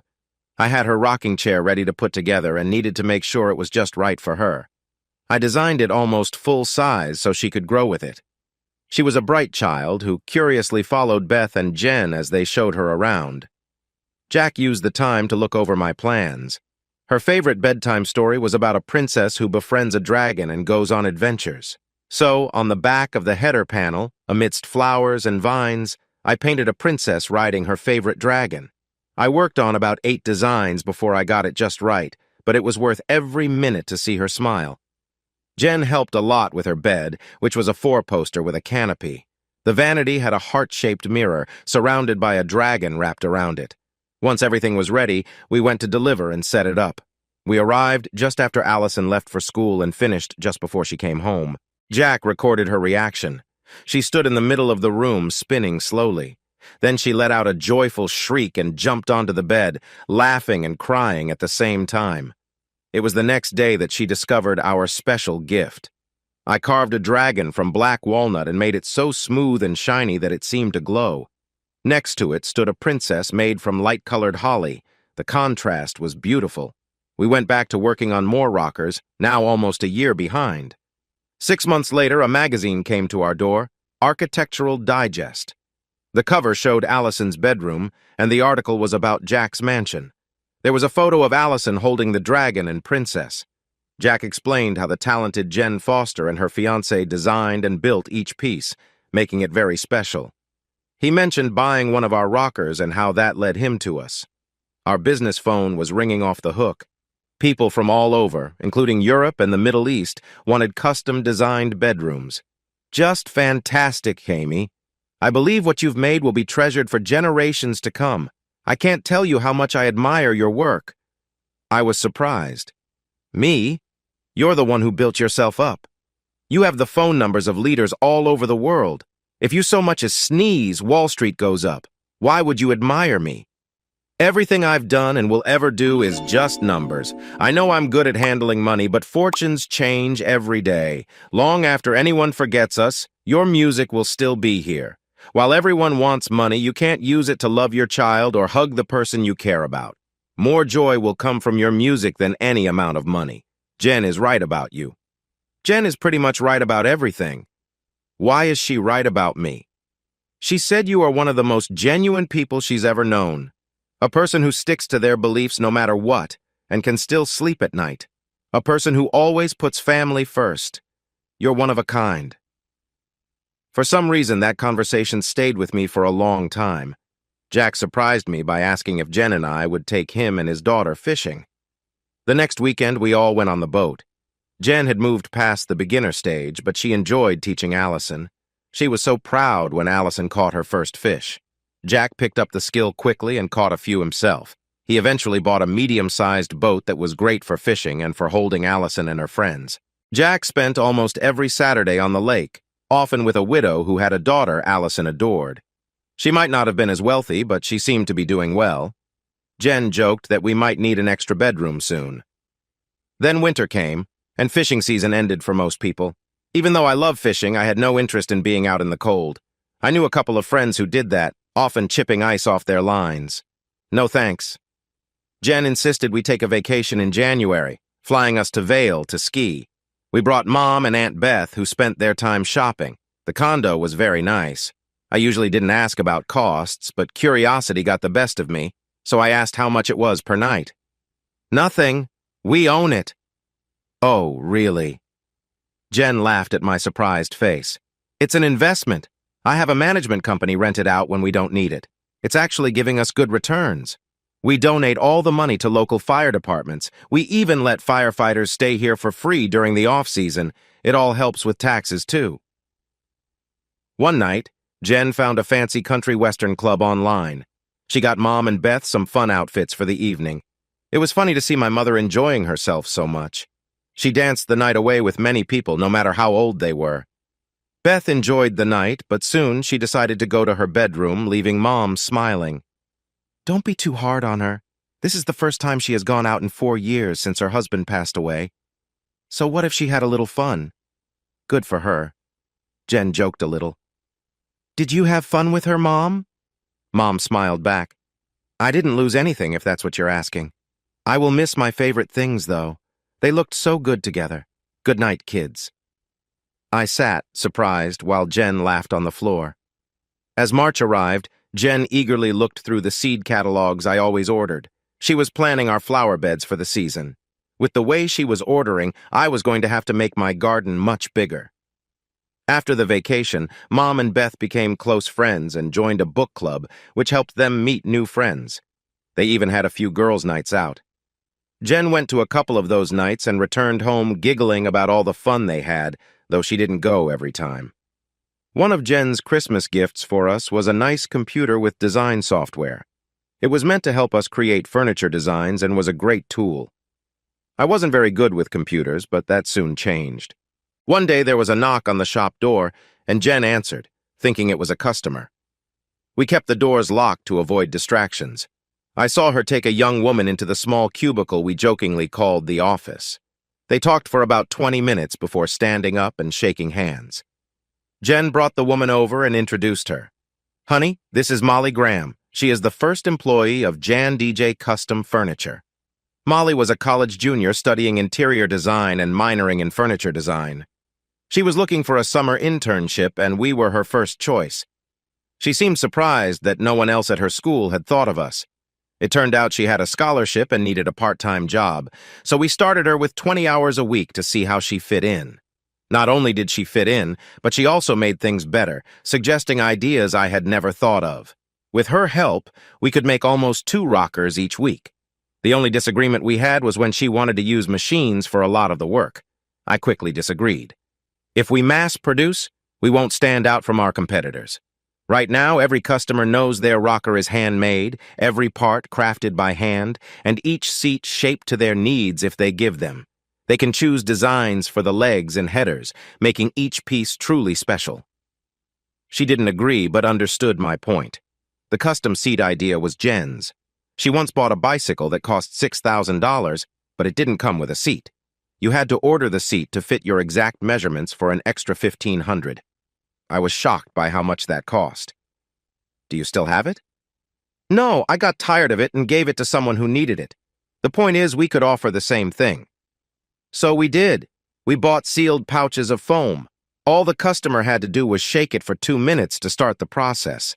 Once it was fully inflated, they would sit on it for 5 minutes, making a lasting impression.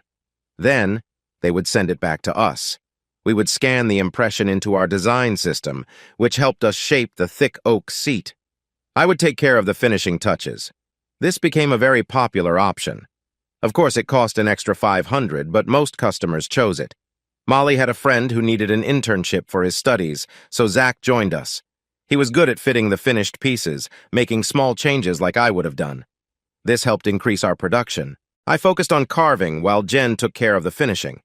By spring, we were ahead of orders by 3 weeks. That was a relief because we planned 2 weeks for our honeymoon. I had no idea where we were going. Jen insisted on keeping it a surprise. By then, we were already married. We shared our lives both at work and home. Jen still did some volunteer work and spent time with her investors, but not as much as before. Jan and the girls were close by, and we managed 2 weekends for short trips to different spas. I used the free time to go hunting. I enjoyed the quiet and realized I preferred taking pictures more than hunting like I used to, so I brought my camera and used it more than my rifle. I still hunted and got 2 nice deer and a good-sized bear during the season. I sent them to a butcher shop for processing. Jen was a bit hesitant about deer but loved bear, especially bear sausage. She made me promise to take her with me next year. Things were going well. In early April, Jen was approached by some old business partners who wanted her to promote their new perfume. The pay was very nice and the schedule was light, as most of the work would be done at once, with only a few seasonal trips. At first, she didn't say anything. She wanted her lawyers to check everything to make sure it was good. Then she thought more about it.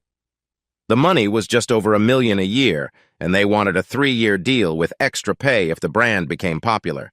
In total, it added up to $5 million for about 5 ads a year. She eventually showed me the paperwork. I read it and thought for a few days. I knew she wanted to do it and realized that deep down, she missed the thrill of that life. Go for it if it makes you happy. I have to admit, it makes me a bit nervous.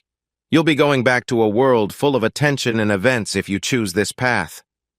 I'm worried you'll wake up one day and see that being with me was just a quick change from your normal life, but I believe in your love and trust it will last forever. She held me close, resting her head against me. This is my life. It's the life I want and choose. Let me explain why I'm thinking about it. Part of it is to help some of my mentors. Part of it is that it can actually be fun now, not as serious as it used to be.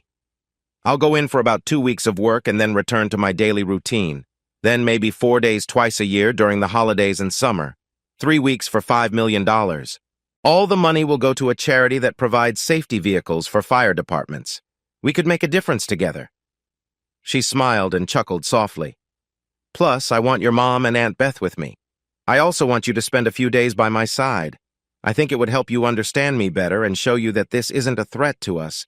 It's just 7 to 9 weeks over 3 years. We can handle it. Then she sighed. I want to get the first job done soon. In 10 weeks, we'll stop living like this. I smiled back. We've never played house. I think we are just as committed now as I will be in June. It all works perfectly for us. We've figured it out, my dear. From here on, it can only get better. I would later take back those words. Jen contacted her old agent because she needed his advice. She still had her lawyers from her career, so everything was set. In 2 weeks, she would fly to New York. I planned to be with her for the first 3 days. Then I needed to come home to manage our business. I would fly back for the weekend, and then she would come home the following week. Mom couldn't stay the whole time, but would visit as much as she could. Aunt Beth would be there for the entire time. It didn't take me long to see that I wouldn't succeed in the modeling world. Most of the people she worked with were nice, but some had difficult personalities. I overheard a director scolding a woman in the first commercial for no good reason.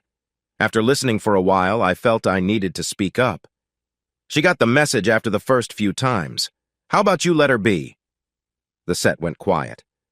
It took a moment for the director to react. Who are you? It doesn't matter. Get off my set. I mean now. You're banned from working where I am. You have no idea how little that bothers me. I actually enjoy it here. Can I sit beside you and watch how a pro works? I've never seen someone so talented up close before. One of the sound crew members couldn't hold back his laughter as he left the stage. The director stared at everyone who dared to look at him before picking up a chair, ready to throw it.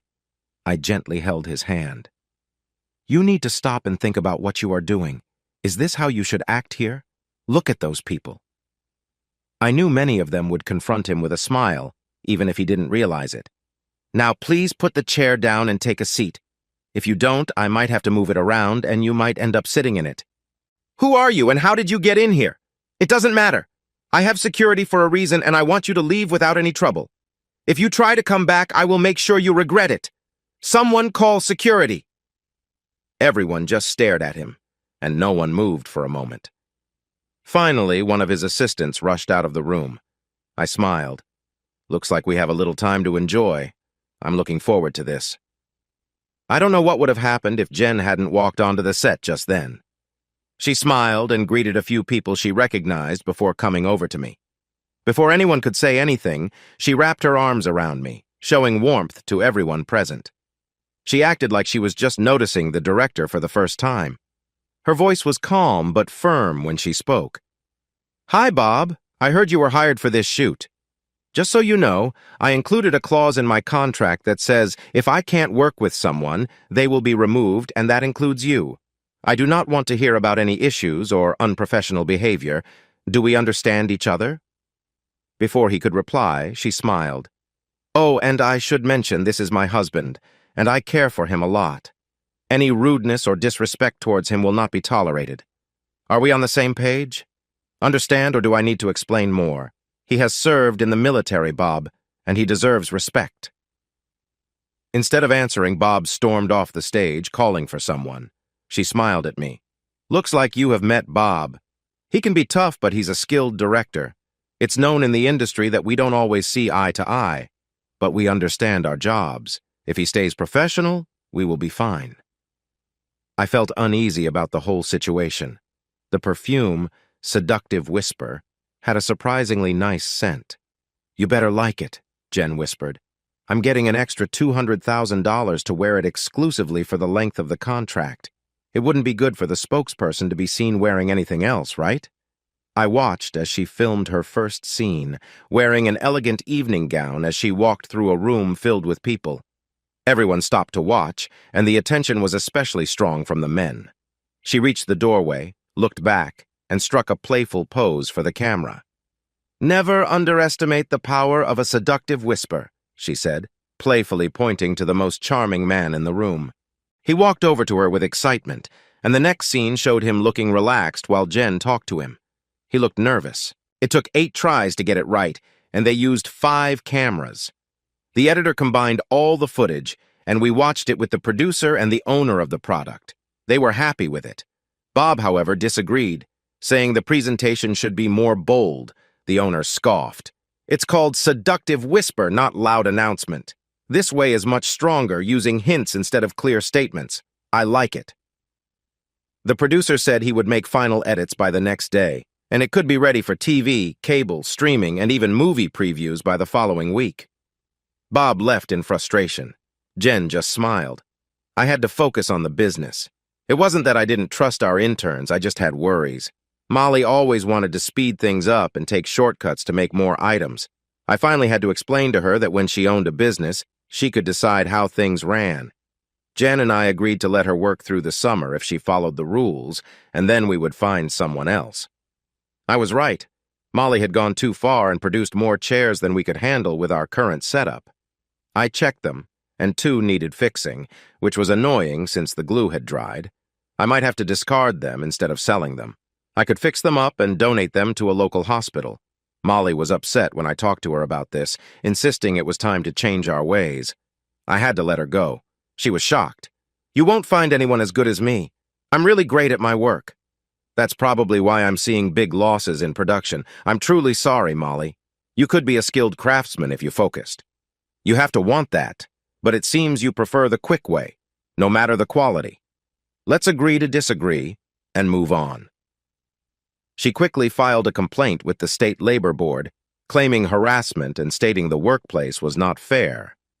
I reached out to the local office and said I would attend the meeting with video proof of her work at my shop, including sound, and insisted each moment be looked at. I also mentioned I would take steps against Molly for false claims, creating a bad work environment for myself and my employees, and harming my professional name. Then I had my lawyer take action against her for slander and other relevant issues. She contacted me 2 days later saying she would drop her complaint if I canceled my charges against her. We let her think about it for 2 weeks before agreeing, but only if she issued a public apology. This was hard for her, but she did it. I had to wire the shop due to recent break-in attempts, as people had tried to steal finished furniture. If anyone tried to enter without the safety code, an alarm would go off both in my house and at the local sheriff's office. They caught 2 people, but the third managed to escape. I thought he would be easy to spot if he went to a hospital. He would be the one needing help. During all this, I couldn't make it back to New York. Jen was coming back in 2 days when Beth called. "You need to come here. Something happened, and Jen is really shaken. She won't let me out of her sight, and your mom is already on the way." I dropped everything and flew up. I went straight from the airport to the studios. My mom met me at the gate, and the security guard didn't want to let me in. My mom stood up to him. "If you care about your job, you'll step aside. His wife is Jen Foster, the star of the ads. We are worried about her. If you stop us, you will regret it."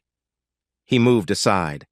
As we were almost out of sight, my mom turned back to see him making a call. "Put that phone down. If we find out you warned anyone about us, you'll wish you'd been arrested." As we walked, Mom filled me in. "Jen is in the director's office with him and an associate producer. She has been pale and shaky for 2 days. I can feel something bad happened, but she won't talk to us about it." When we got to the meeting, they pushed Beth and me out and locked the door. She has been in there for 45 minutes. I was determined as I entered his office suite. A receptionist tried to stop me, but I ignored her. Then his main assistant tried to block my way. An hour later, he was still unconscious when the police arrived. I opened the door just in time to see Jen in a corner, holding an office chair. Her blouse was torn, and she looked very upset. Jack was standing there, grinning. "If you don't change clothes right now, I'll make sure your husband sees the video." He waved a phone at her while the associate producer reached for the chair. Jack turned when the door burst open, just in time for my fist to hit his jaw. He fell to the floor, and I quickly moved to handle the other man. "Wait just a minute, if you don't." I acted fast and took him down effectively. Jen screamed and fell. I rushed to support her when the police showed up. Unfortunately for me, because Jen was wealthy, I ended up in jail. I was charged with trespassing, aggravated assault for each person I confronted, and breaking and entering for kicking the door in, among other things I can't fully recall. My bail was set at $1 million, which Jen quickly paid. The truth began to unfold during the trial process. Jen had taken something that made her feel unwell 2 days before the party where the commercials were announced. In a clear moment, she was able to stand up for herself against someone who was bothering her, making a lot of noise that got people's attention. Others claimed she had too much to drink, saying they were trying to help her. Another person there had also been affected by the same substance. Jen got better but knew something was very wrong. She wanted to confront the person who troubled her when I arrived. It had gotten to a point where Jen was upset and called for help. How did we find out? I took the troublemaker's phone before the police came. He had been recording everything, and there were conversations about how he and others treated Jen. I gave the evidence to the district attorney, warning him I had copies and would share them publicly if things didn't go right. There was a big discussion about whether the video could be used, but since I found the phone myself and gave it to them, they moved forward without issues. It was said that the man fainted when the police took him for questioning. The producer helped out, trying to protect himself. The troublemaker tried to convince Jen to drop the charges by offering her money. She laughed, saying the legal costs would be more than what he offered, so it was not worth it. The case never went to trial. The man knew he would lose and accepted a plea deal. He pleaded guilty to lesser charges and got 5 years in a low-security facility with a chance for parole in 13 months. He also had to register as a sex offender, which ended his career. He faced lawsuits from others, likely leading to serious financial problems. I didn't mean for it to happen, but I heard his time in the facility was quite busy. He faced challenges and learned about the consequences of his actions. Even though there was a tennis court, it was still a prison. The producer wasn't as fortunate, serving 7 months in a low-security prison. I heard he faced troubles there, leading to 4 extra months. The receptionist and assistant changed their stories when they learned that the DA was thinking about charging them too. The owner of the perfume and the executive producer felt angry and sorry about what Jen had to go through. They offered her a spot in the next shoot, saying she could choose the location and approve the crew before filming. After thinking it over, she decided to stick with her contract. Her next work was planned for Miami in the summer and Aspen in the winter. I avoided jail time, but it was very close. When we went to court, the lawyers painted me as a man who wanted to protect his wife. I had a year of probation in New York and was told to take my vacations somewhere else. They made an exception for my first visit, letting me finish it in my home state afterward. Jen got better just in time for the wedding. I wanted to wait until she felt more settled, but she was firm in her decision. Absolutely not. I need this, honey. I want to make good memories, not think about the past. So, on a sunny June afternoon, a regular man married a famous supermodel in a charming country church. The ceremony was beautiful, even though we had to hire extra officers to keep reporters at a distance. Some unruly guests were taken away until the event was over, while others behaved thoughtfully. Over 200 cameras flashed as we left the church. Jen looked stunning and happily waved to the reporters. The officers found it funny that the reporters missed their chance for more photos when we boarded a hidden helicopter we had arrived in 2 days earlier. We lifted off before anyone could react. We expected some reporters because of Jen's fame, but after her incident and the legal matters, she found herself back in the spotlight. We needed to secure our property and hire guards for a while. This sparked a playful interaction with the guards, who would tell us where reporters were hiding. I would get out the equipment, and we would have fun, laughing as the reporters scattered when we shot at targets. A few tried to press charges, but the sheriff just shrugged. They can practice their shooting on their own property as long as it's before 11 at night and after sunrise. Not much I can do about that. You shouldn't be standing in the way. We took a vacation on a warm, private island. On the 3rd day, I suggested we think about starting a family, and she laughed, rubbing her belly. "This isn't just extra weight. I'm 10 weeks along." I rolled over and admired the back of my love. Our 30th anniversary was in 3 weeks. We planned to celebrate it on the same little island where we honeymooned. Now, we owned the island. The previous owner had money troubles, and when he sold it, Jen bought it without telling me. We had owned it for 10 years, and it was our favorite getaway. JJ, our daughter, chose to follow my path into furniture design. I was slightly disappointed she preferred to work with plastic and metals. Still, she won awards, so that was fine. She insisted I make her a rocking chair when she and her husband shared their news of a baby. Her daughter is 8, and Grandma Jen is her favorite babysitter. I think she likes me too, but it might be because of the little figures I carve for her. Our son, Eric, chose a different path and became a lawyer. He got married, but they divorced 2 years later. His ex-wife wanted money, but found out he didn't have much besides his paycheck. He was a bit careful about relationships for a while. Then one day, Jack showed up. He kept in touch over the years and came to fish with us one weekend each summer. His new wife was a bit nervous at first. She caught a nice fish, and that started a great friendship. Allison got along really well with her. She was 11 when they got married, a time when a mother's advice was very helpful. Bonnie had never had children, but soon acted as protectively as a mother bear. I felt sorry for the first boy who dared ask Allison out. She would probably know everything about him, going back 4 generations before he knocked on the door. We were at her baby shower, and she cried when we gave her the rocking chair. Jack wanted to buy it, but we insisted it be a gift. They were having a girl.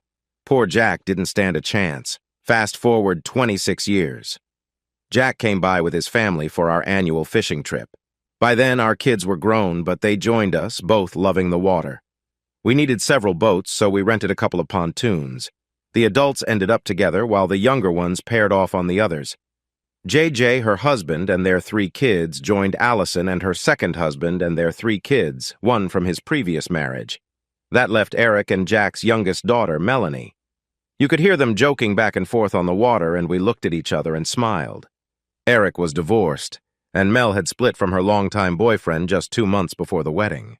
He felt upset because he had to sign a prenup that said he could never touch any money she might inherit, and this led to problems in their relationship. But whatever issues they had seemed to be sorted out by the time we returned to the landing. Everyone else went back to the house to clean fish and prepare for the big dinner, except for Eric and Mel, who chose to go on a sunset cruise.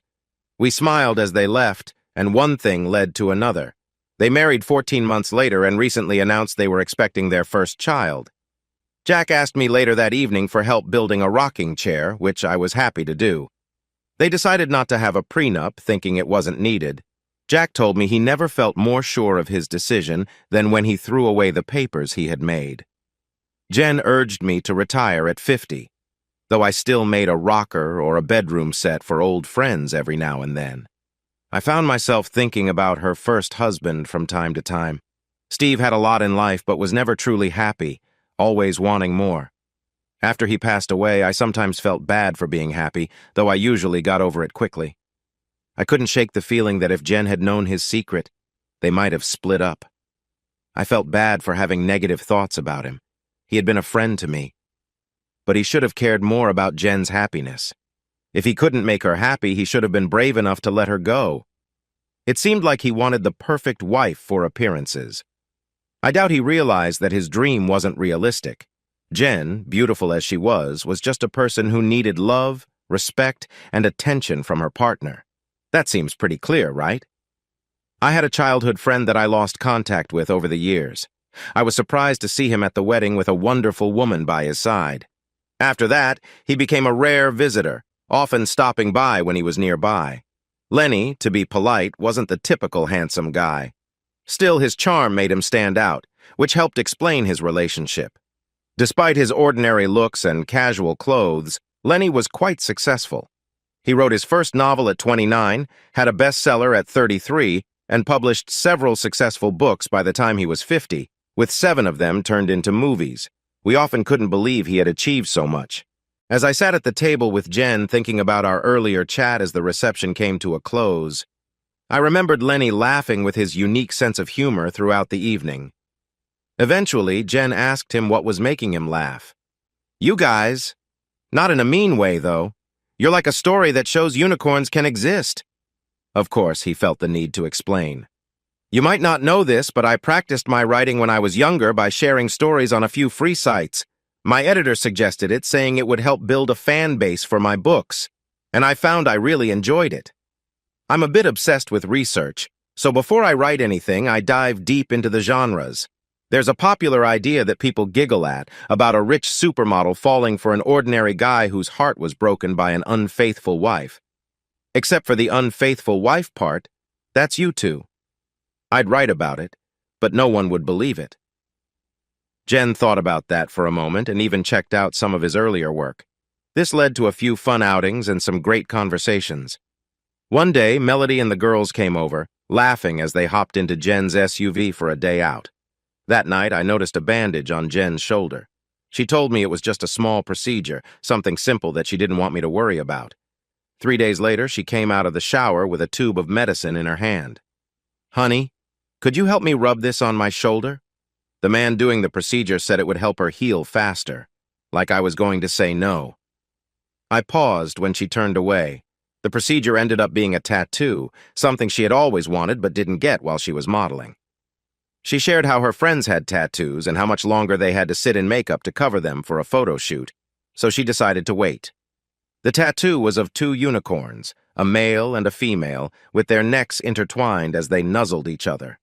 The artist was the best she could find, and the colors were bright and full of life. It was beautiful, and I told her so, promising to admire it even more when it healed. A year after JJ was born, the tattoo was changed to include a little unicorn next to the couple. After Eric, another was added on the other side. The artist asked if he could show them in a magazine article about his work. It was the last time Jen modeled, smiling over her shoulder, her back shining while the tattoos looked full of life. It became the cover photo for that issue. The artist started getting many requests from famous people, but he turned them all down. Some wanted the same tattoo, but he wouldn't do it. As part of the deal for showing the tattoo, he promised never to create another one like it, and he stuck to his word. I admired the little unicorns and spent time looking at the big one. Jen smiled and pulled me close. Sometimes, just sometimes, dreams really do come true,